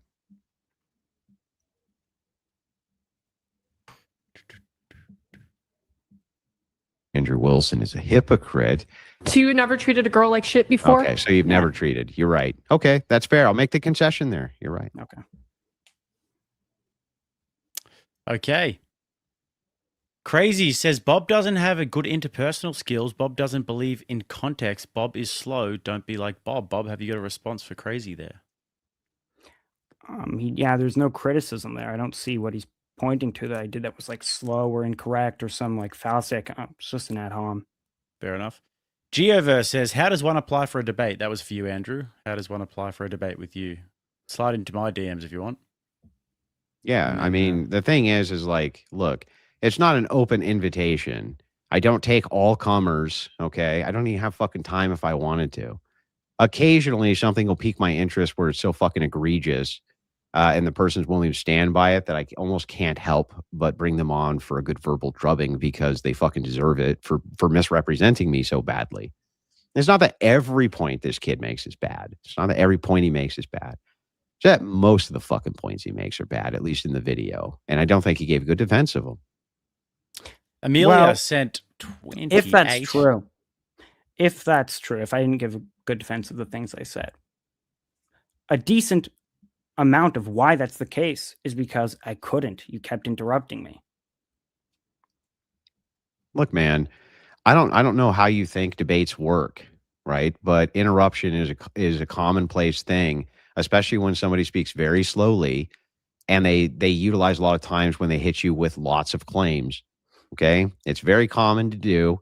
It's not a thing which I'm trying to like obfuscate and take all your time away. I gave you a huge block of like 5 minutes to just go uninterrupted, didn't say a fucking word. So it's like, I do want to actually get through the claims, like I do. Thank you, Amelia, for the 28. Much appreciated. I'm not saying you're intentionally trying to take away my time, but I did prepare what would take roughly like 10 minutes to get through, and I did give you 10 minutes uninterrupted, and I didn't get to do that. So I don't know what, I'm probably just going to make a video after this where I'm like, I didn't get to lay out my defense of my position. So despite the fact that I debated you and we were attempting to debate whether I have a good defense of my position, and I couldn't do it. Now I'm just gonna have to resort to making a video, which is kind of. We look forward to seeing the video. I mean, come on, Bob. That was always the intention. You were always going to make a video after this, no matter what, because the whole purpose here in debating me ultimately was because you were hoping to peel off some of that old audience to go over and watch your fucking videos, Bob. Like, that's the whole point. Rachel says, it seems clear to me that Bob's underlying issue is intense envy and jealousy of Andrew.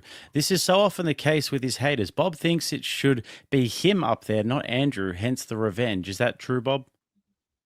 No, I don't know why she that's just an assertion about my motivations. Where's the justification? I'm not why did you want to get revenge again? Right, but that's not Pull up what she just said. She said I'm jealousy. asking you a different question. Why did you want to get revenge? Why? Because I was angry at the logical errors you made. That made me angry. Oh. I'm not jealous. Where'd that come from? Anthony. I mean, you know, like a DM could have sufficed instead of like a long hit piece video. Seemed like you almost made the long hit piece video because you wanted to get my attention, right? Even though you could just DM me. I'm very responsive in DMs, as you know, Bob. No, I didn't make the hit piece because I wanted your attention. Although I don't mind that. And why'd you tag me for it? Look, you're conflating two things. You're conflating wanting your attention with the purpose for the hit piece being to get your attention. Two different things. I didn't make the hit piece to get your attention. I made it to vent my frustration and anger, which I've stated multiple times. And independent of that, yeah, I don't mind getting your, what's the confusion? Well, it wasn't independent of that. I mean, how fast after you made the video did you tag me? I don't. Because I can track from the publishing day. What's that, same day, right? Yeah, sure. Yeah, same day. But there was no motivation in making the video to get my attention, right, Bob? I told you my motivation. Was that you wanted revenge because you were angry? Yeah. Mm-hmm. Not now, to get your attention. But you know, Bob, I just want to let you know, you have one of two choices you make from here. You really do. And you're going to make the wrong one because everybody does, right? You can either you can walk away, right? No harm, no foul, and have good interactions with me in the future. You really can, right? You can get rid of the revenge, all that, right? You don't have to become a seething hater for the rest of your life and focus your fucking entire life on the politics, personal destruction of Andrew Will. You can actually do that. Or you can become a fucking seething hater for the rest of your life and become one of these takedown creators and be very upset with me forever. Basically, that's the two ways that people go. I'm just telling you, you can actually go the way of you don't have to try to do a tit for tat, this and that. You can still do engagements. Like I'd even debate other topics with you in the future, you know, various things like this. But Bob, for some reason, I got a feeling you're going to go the other way. Not at all. In fact, the more I interact with you, the more I think that the more I interact with you, the more I see that you actually have very good character. Like, I think I told you that I changed my initial antagonism toward you. And I think that the fact that you're debating me is awesome and that you have far more integrity than I initially gave you credit for. Yeah, I don't know why people hate me so much, Bob. See, I'm a kind guy. I know why. I'm a kind man. You're a prick. I want to give you credit. I'm shocked at how you conducted this debate. For the most part, I thought you were good faith, and I'm shocked by that as well. I give you credit. You mean in this debate I was good faith? For the most part, yeah. You know, you realize, Bob, that as long as people aren't spurging out and losing their fucking minds on me about crazy shit and doing all sorts of things they're not supposed to be doing, my preference is to just straight debate the fucking issues in the best way possible and follow the lines of logic in order to make truth determination. That's what makes me really fucking good at what I do. I don't know where this idea came from. I think the idea comes from like my haters just clip farming everything to fucking death, but that's just my 2 cents. I don't know. Anthony said that Bob's got a Charlie Chaplin haircut. How could anyone take him seriously? But I actually reckon that sort of thing's coming back in. Is that an intentional thing, Bob, the haircut? Well, I'd completely neglect my appearance. I don't care about I care about good arguments. So I'm just not interested. Not into looks maxing? I Seems to be all the craze these days with the kids. I don't believe in good I don't believe in good looks. I believe in good arguments. I don't care about that. Okay, well, that's good. Bruff Perkins sent 50, but the comment don't was take a hammer and start bashing your cheekbones. Yes, don't do that. Don't do that shit. Don't do that. Don't do any steroids or drugs or heart failure juice either. Yeah, it's a bad idea. Bruff said, sent 50. I appreciate the Canadian 50, but the comment was a bit family oriented, so we're not going to read it. But do appreciate the 50. Camaro said, had to come over to show support from the Crucible. Good on ya. Thank you very much. Appreciate don't be giving this fucking Australian my money. Hey, no, don't you normally say everyone give him money? What's going on here? Far out. What a stupid super chat that is. Actually, it was very kind of Jake. At the last minute, I contacted him to do the moderation. I think he was a fair moderator, by the way. I don't think he did anything untoward. And I really do appreciate you coming in like 2 hours notice. And he's like, yeah, sure. No problem. No, thank you. I appreciate it. Bob's whole beginning argument was that he's too No, stupid, that wasn't my emotional, argument. and lazy to check his work, and proceeded to demonstrate he is all of those things throughout the debate. Bob, what would you say to that? It wasn't my argument. And this guy didn't track. The argument was that from Andrew's perspective, these are live options. I'm not claiming that these things are true of myself. That's ridiculous. I'm saying from Andrew's perspective, they're live options. So long as they're live options, that's going to be in tension with its claim that I'm lying. So this guy didn't track. And he thinks I've demonstrated those things throughout the debate. I want to get Andrew's opinion here. He may just take this opportunity to dunk on me. But I just asked straightforward. Like, Andrew, do you think that I'm a stupid person? No. There you go. So no, I haven't demonstrated that. Even Andrew would concede to that. But I do think that this was a malicious thing that you did. So the initial hit piece? Yeah. So while I'm willing to concede that I don't think you're stupid, I do think it was malicious, and I wouldn't have done it to you. Just saying. Okay, there's malicious and then there's lying. I didn't lie. Well, I believe that you did a lie of omission, and I think that I did demonstrate that fairly well. But like, again, when you're describing, like, it's impossible for you to ever pull out 100% unless I like caught you in the fucking act. I don't know how I would ever demonstrate 100% that you're lying about something, even by omission, except by sending the evidence and then the motivation and then letting people decide that on their own. But I have every reason to believe that. Right. So I'm not asking for 100% proof at all. I'm just I wanted you to, what I couldn't get through in my opening, which I want to get through, is that there's data, which is that I edited the clip, and that roughly I could come up with like 15 plausible explanations for why I edited the clip. Now, you're selecting one of those 15 hypotheses and saying, because I think it's the most likely. Right. So if you're going to do that, I want some reason that like discriminatively motivates that hypothesis and not any of the others. That's really it. Revenge. So that's not going to do it. Well, it's not going to do it for you, but I think for most rational people, when you decide that you're going to maliciously get revenge on somebody because it made you angry, that's really good reason to question their motivation when they're doing selective editing, especially when we can show context cues, which demonstrate that with those context clues, people would have a far different opinion. So yeah, I do think that, look, I agree with one portion of what you say, which is that never attribute to stupidity or to maliciousness, which could be attributed to stupidity. But I've already conceded I don't think you're a stupid man. So what am I left with when somebody says they wanted revenge? Right? Occam's razor, simplest explanations, usually the correct one. Right. So the problem with that is that twofold. First of all, there were other reasons that I wanted to list.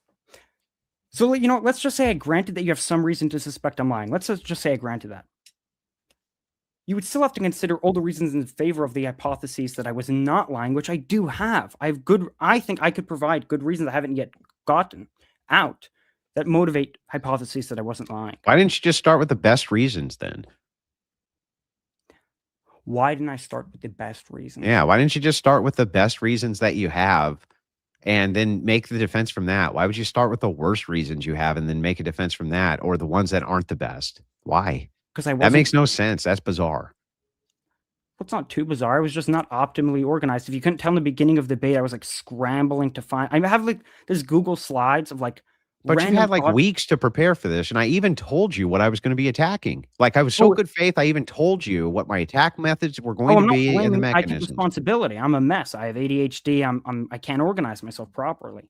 But you asked why I conducted myself in this non-optimal way. I just provide the explanation. I'm a mess. I've ADHD. I open a Google Slides and I just throw down my thoughts in no systematic way. And then when it comes to debate time, I'm just scrambling to find like the best points to make in response. Yeah, but do you see what I mean? It's like, even then, I don't know why the ADHD would account for why you didn't lead with your best reasons. That's just silly to me. I don't know. Like, I led with my best reasons. Like, I don't know. I didn't organize all the reasons I've listed in order. Like, that would require organization. I just don't have. Mighty Maximus came in and sent 20, which we really appreciate. Can't quite read it out, but we really do appreciate the 20.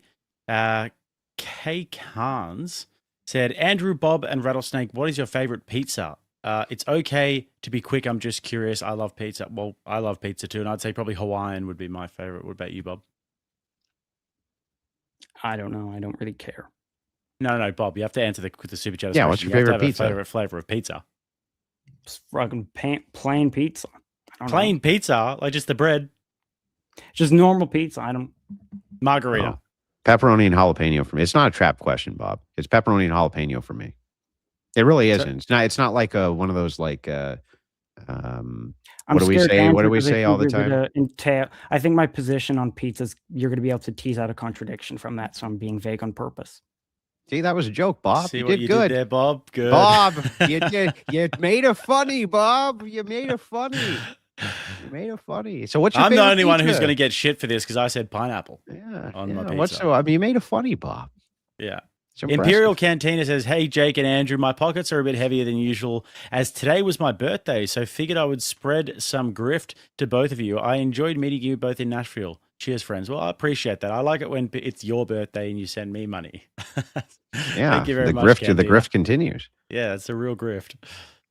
Poor Man's Poet says, "Hey Bob, what's the Urban Dictionary definition of cake boy? Don't know what that means." Saul Cake Jones said, "What does it mean, Andrew?" It means like homo, basically homosexual. Okay. Bob, come to the dark side. You're way too brilliant to be a lib and simp, brother. We welcome you over here. Also, trust me, you can get ladies without simping. Please don't trash post Andrew anymore, though. Bob, are you trying to get some ladies? I'm not I don't know where the simp idea came from. I'm definitely not a simp. I don't know where that. Oh, probably got that impression because I was like defending some of the whores that Andrew attacked. But no, I'm not a simp. I mean, very much like just abrupt and callous. I'm not. I would never simp and like, oh, I feel bad for. No, I'm not a simp. Red pill? Red pill? Or no? No, I wouldn't say I'm red pill. Okay. Mighty Maximus says, Fidano, for 10. Talk Doctor, gifted 5 memberships. Thank you, sir. Coleman says, I watched Andrew give this guy a swirly. I don't know what the hell a swirly is. Coleman. Oh, you put someone's face in a toilet and then you flush it. So he's saying, like, I got wrecked in the debate. That's what he said. Is it like an American bullying term or something like that? Weirdos. Another that said, cheers. Thank you to you too. Vatican says, you guys see, this is what no child left behind gets you. Don't know what that means either. Smoked Tuna sends 10 New Zealand dollars, so it's probably about 3 cents. 4 Levra sends 10. Thank you very much, 4 Levra. Appreciate that. John says, Crucible needs to selectively cut original video and post it for the lols. That is inappropriate, John. Letty for 20 said, don't forget Rumble chats. Don't need to read out loud. I've already read them out loud. Now, Rachel Wilson, in regard to the disabled coat hanger conversation before, says the woman in question not only abused the mentally ill man, but she also confessed to making her husband unalive himself. You are wrong, Bob, and your motivation is envy. Repent. Now, I remember seeing this clip myself, actually, and I remember her laughing about it, saying he's mentally ill. And then later on, when she started getting pushback, then she started saying, I don't know if he's mentally ill. So I think if you watch the whole episode, like the whole 7 hours or so, you would be as disgusted, Bob. Yeah, you should actually watch it. It was pretty bad. So two things. First of all, I don't know why she's pretending to be a psychologist. Like my motivation. Look, even if I'm completely wrong about this woman, where's my motivation is envy coming from? Where's that coming from? Second, like about this actual woman here. Yeah, if she confessed to making her husband like unalive himself, that's insane. So that if I missed that in the full clip. How would you know, Bob? You watched all 13 minutes of the episode. Right, but I don't need to watch a whole clip to be able to determine who is right with respect to a particular argument. I think you do, because you'd be lacking critical context from what happened before, right? You didn't get, I don't think so, because I listened to you in the clip. I listened to you asserted some things about her, like that she's psychotic because she abused someone who was mentally ill. Mm-hmm. And then I'm like, okay, what was his motivations for that? And when I heard your motivations, they didn't make reference to things that happened prior to the 13 minutes that I watched. You just referenced the fact that this guy has some sort of Why would I preference. need to make pre-references to a person involved in the conversation? That's not the point I was making. Yeah, but this point I'm making was like, why would it be necessary for me to do that? And for you to say that you don't lack critical context in 6 hours of an episode because you watched a 13-minute clip is just fucking absurd, Bob. It's really not. It really is. It would just depend on what the dispute is about. Like, if you guys could have debated for this dispute, it's ridiculous, Bob. So, okay, if it's ridiculous, what's the critical context I'm missing? Name it. Go. That when she launches in to the entirety of her story and is talking to the other girls about her story and is being cross-examined by several of them as more and more and more of it gets brought out, including more of the horrible things that she was doing. And it took hours to drive all of that out, Bob. It was not fast, and it was not done in 13 minutes.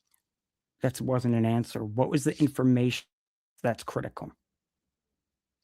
Well, like Rachel said, she said that she made this other guy unalive himself, for instance. There was other information that she gave before that. Now, remember, this a long time ago. I'm trying to go off the top of my head. But when she reveals all of the fucking things that she was doing in context, it took her hours to do that.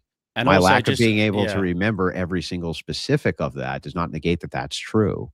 And also that you would not be able to get critical context from 13 minutes. Is that before it as well, she was like really gleeful about it, laughing with the other girls. Oh, I saw that. And then after oh, you saw that. You saw that she was super gleeful. Right. Way later than she. But wait, Andrew, you really, just because someone's gleeful about like mistreatment of someone, that doesn't mean it's abuse. Bob, you were willing to make the case that I'm not a very good guy, or I'm not a nice or a kind man. Very much a very kind man. I'm not a kind. I'm not a kind man because I'm too gleeful about what you considered the mistreatment of somebody. Mm-hmm. Right. Right.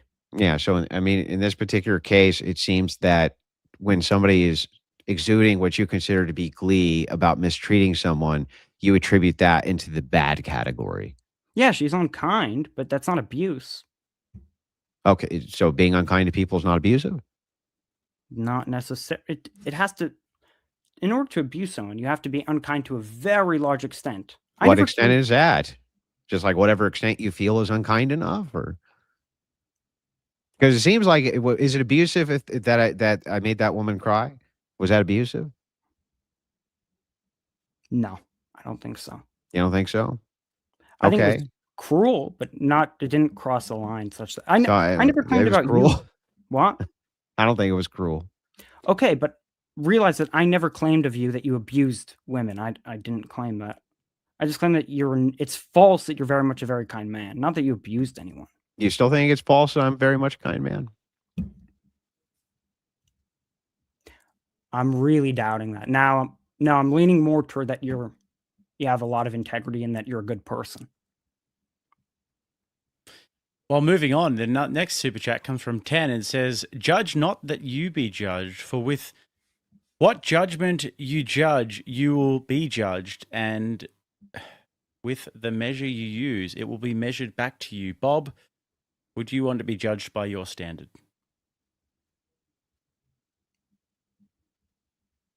I don't. What's the point he's making? Like, am I a hypocrite?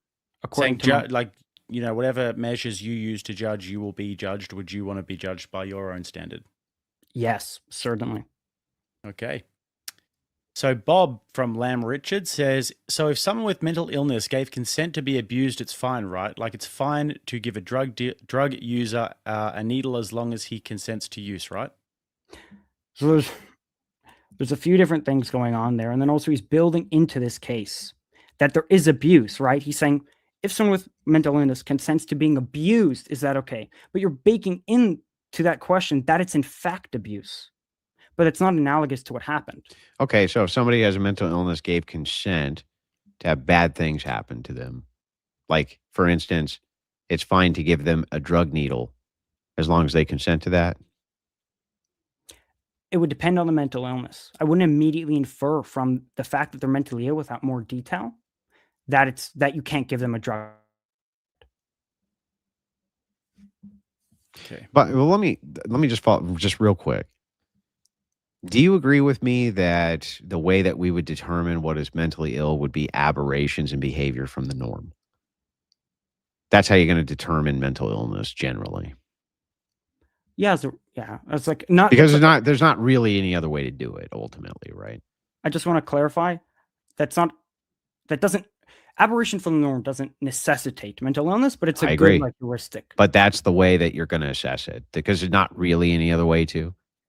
If somebody's going cuckoo and eating their own poop, right? That's such an aberration from the norm. We are instantly going to be like, okay, there's mental illness involved here. There's a bit more to it. I think it's like self-destructive behavior. It doesn't always have to be self-destructive. It doesn't have to be mental illness. If we're talking about like good heuristics for mental illness, yeah, aberration. But it's always going to be aberration from the norm is how we're going to assess this, right? No, not always, because I can imagine a situation in which like the majority of people are mentally ill. Then how would you assess that they're mentally ill? Because of the fact that they're engaging in like delusional and or self-destructive behavior. Yeah, but if that's the norm, then the people who aren't doing that, they're the ones who are mentally ill, right? So it's just going to depend on what we mean by mentally ill, right? It's going to be, no, it's not going to depend on that. It's going to depend on whether or not the way that we would diagnose mental illness would be in aberrations of normal behavior. I don't see any other way it could even be done. If 95% of us are delusional and believe in these delusions, the 5% who do not, they're going to be judgmentally ill by the 95%, right? As engaging in abnormal behavior. Who's to say who's mentally ill there? It's going to be the 95%, right? Well, yeah, the 95% of people will say of the 5 that they're like mentally ill, but they will in fact actually be, by the metrics we use for mental illness, mentally ill. So what are I don't think the only metric we use is aberration from the norm. I think what else do we use? Like there's no physical diagnosis for almost any mental illness that I'm aware of. Almost none. I think like obviously self-destructive behavior is a very good proxy for mental illness. Which is an aberration of the norm.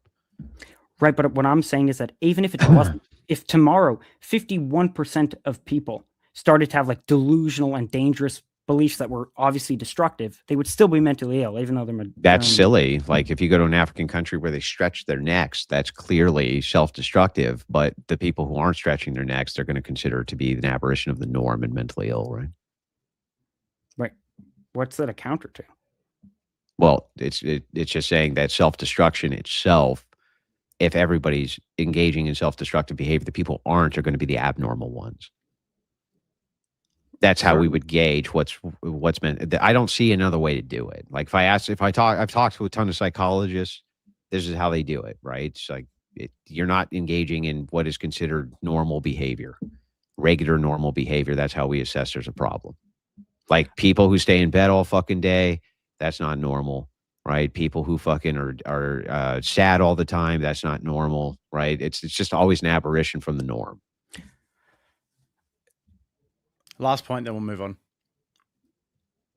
So I don't think we're actually having a substantive disagreement. I think we're just using mental illness to refer to different things here. Yeah, I agree. I don't even think it's substantive. I think you kind of agree with me here. So the thing is like knowing that what was engaging in there is such an aberration from the norm. It's such a detachment from the normal behaviors of human beings that when it's said that it's also assumed by this person there's mental illness, inferring abuse in that case seems to be very obvious, right? I mean, it seems really obvious.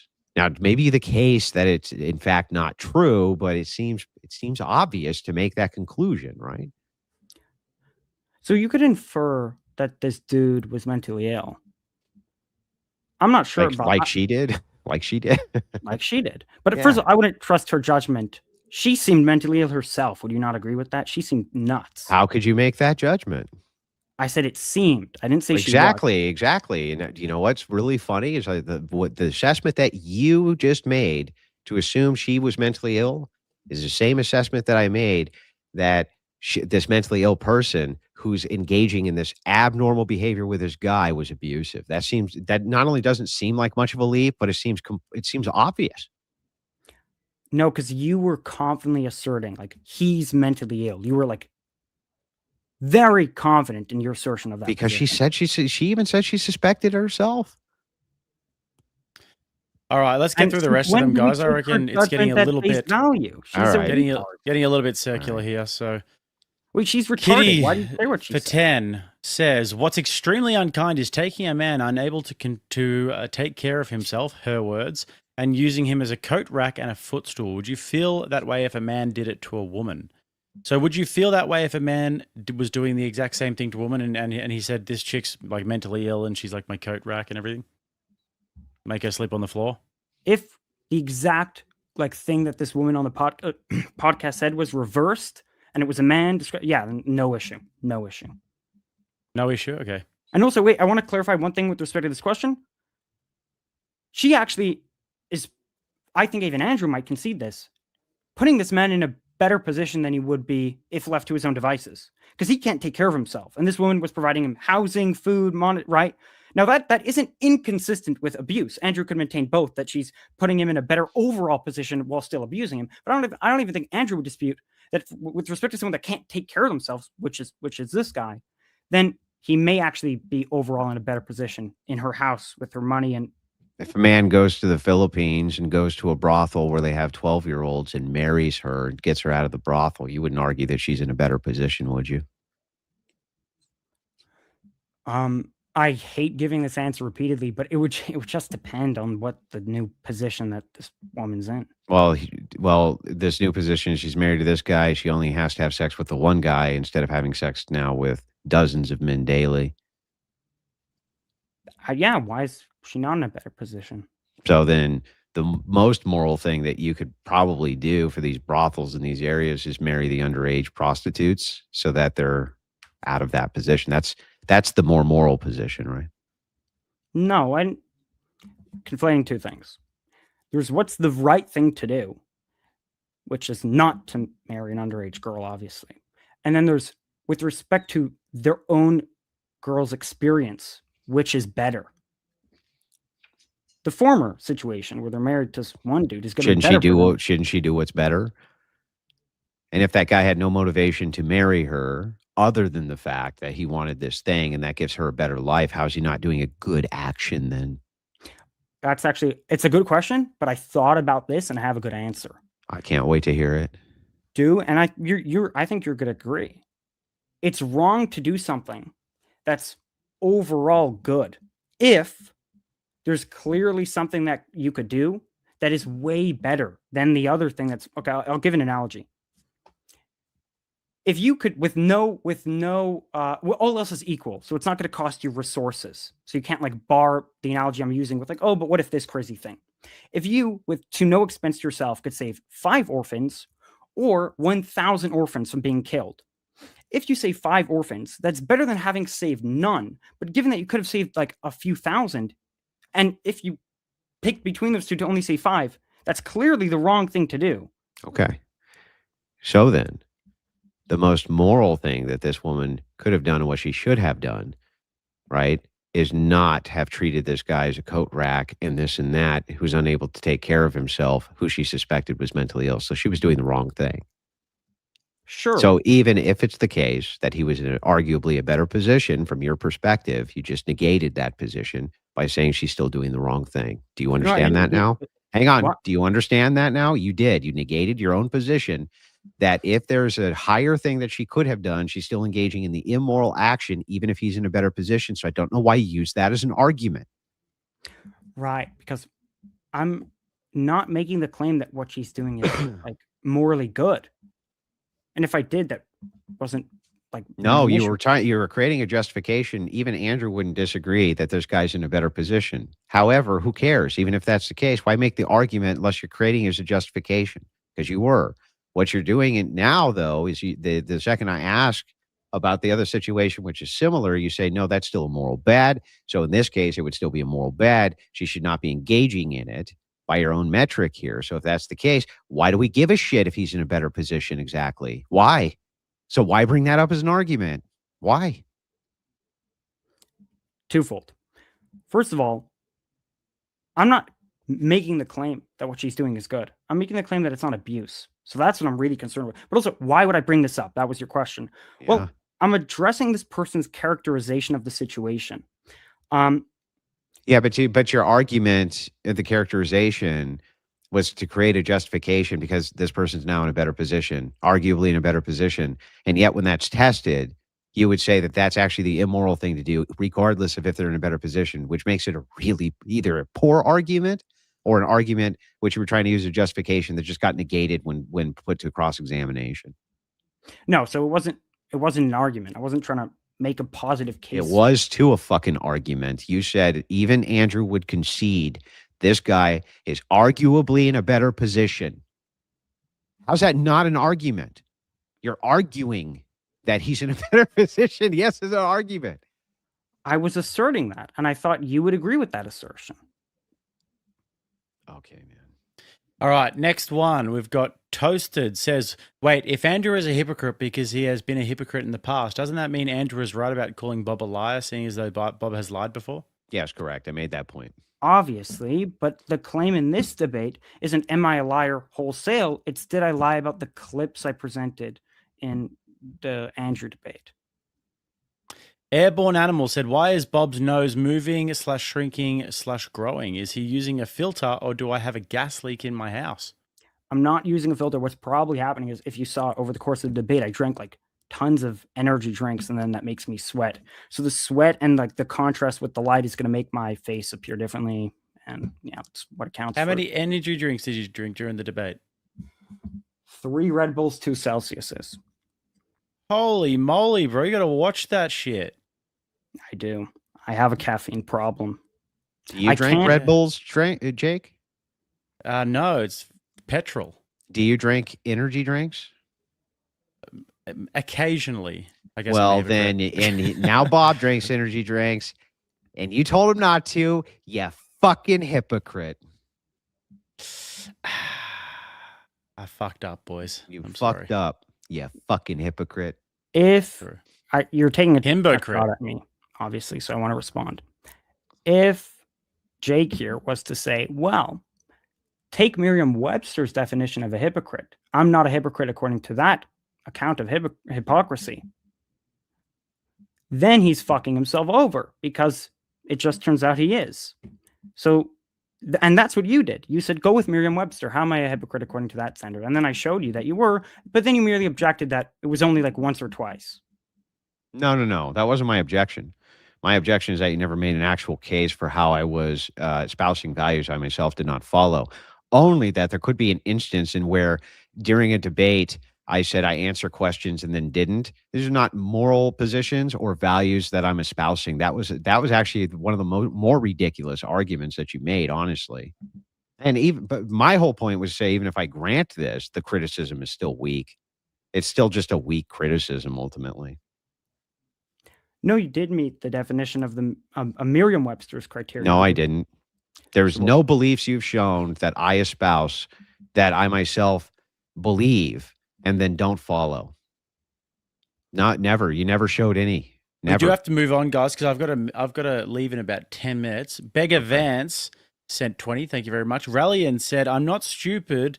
I just have ADHD and can't organize, quote. Like it, that's so much better. Jake is an absolute himbo and is still smarter than this guy.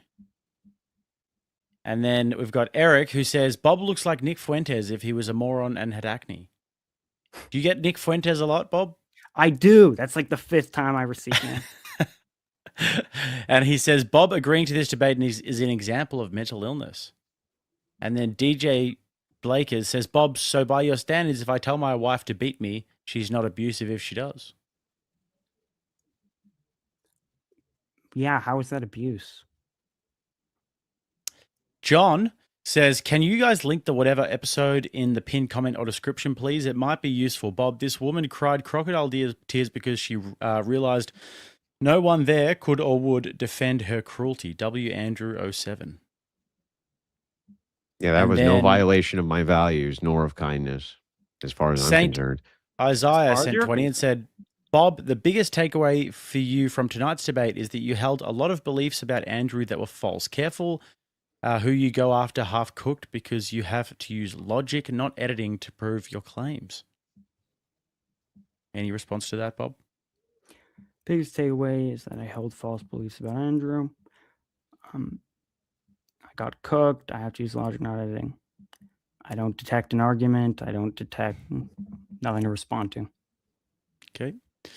Cole Morrison said, Jake, respect for the pineapple pizza choice. Real, recognize real. Traitor. Bob, even if one consents to a shaming ritual like this guy, in your opinion, is abuse for her to participate in the given consent?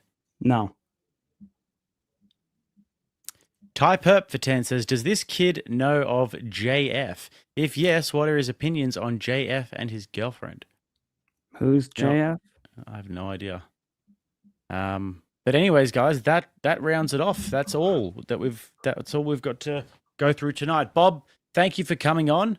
At least, there's a lot of hit pieces out there, but not all of them actually face the music. 99% of them actually don't face the music. So well done in that regard. Andrew, thank you very much for your time as well. Any closing thoughts, fellas? Hope you make a bunch of money, Jake. Hey, thank you. Appreciate that. Any closing thoughts, Bob? No, I appreciate the debate. And yeah, it's true. Most critics won't come on and actually defend their criticisms. And yeah, so I mean that's I guess the nicest thing I'll say. But it's like, just remember too, the charitable nature of the person who you said all that horrible fucking shit about was still willing to have you come on and have this discussion with you. And I was very kind to you throughout this entire fucking discussion. So it's like, maybe you have the wrong idea, and just try to remember, Bob, there are human beings behind the camera. I'm actually a person. I'm not just an effigy to be attacked. Okay, so I'm not going to respond to that. I think I already made it clear how I'm revising my position about your character, but my closing statement is going to be, with respect to Andrew and his character, the more I interact with Andrew, the more I like him, the more I see I was wrong in my negative assumptions about him, and that he has a lot of integrity, and I want to give him a lot of credit. For one, and I noticed this even prior to his debate with me, he does not back away from debates. And I'm not saying this to appease Andrew. This is not for him. I don't really care if he appreciates what I'm saying or not. I want to give him, I really believe in credit where credit's due. And I noticed he does not back away from debating heavy hitters. And I think that's something to be complimented. So that's the first thing. Also, I have to admit, and I don't want to admit this, but Andrew did do better on the logical front than I thought. I am surprised that he did catch me in that one contradiction. I don't think it was 4, but yeah, I want to compliment his logical capacities. I think he did better than I gave him credit for, and better than I assumed he would do. The fuck, people think I'm stupid. Do you think it's just do you think that they really believe the OnlyFans shit? Like Andrew only debates OF girls? No. Sometimes I think, not you specifically, Bob. I'm just this is just me musing out into the ethos. Dude. It's your face. Yeah, I don't get it. And then some of these guys will get in the arena with me, just get fucking torn. I'm not even talking about you, Bob. I'm just saying some people will get in the arena and have this assumption and just get torn to fucking pieces. And then I could see the look on their face. They're like, what the fuck? This wasn't supposed. And I'm like, what did you think was going to happen? It's just weird to me. But look, Bob, I appreciate it. I'm going to let you guys get out of here. You guys have a good night. All right. Take care, fellas. See you later. Till next.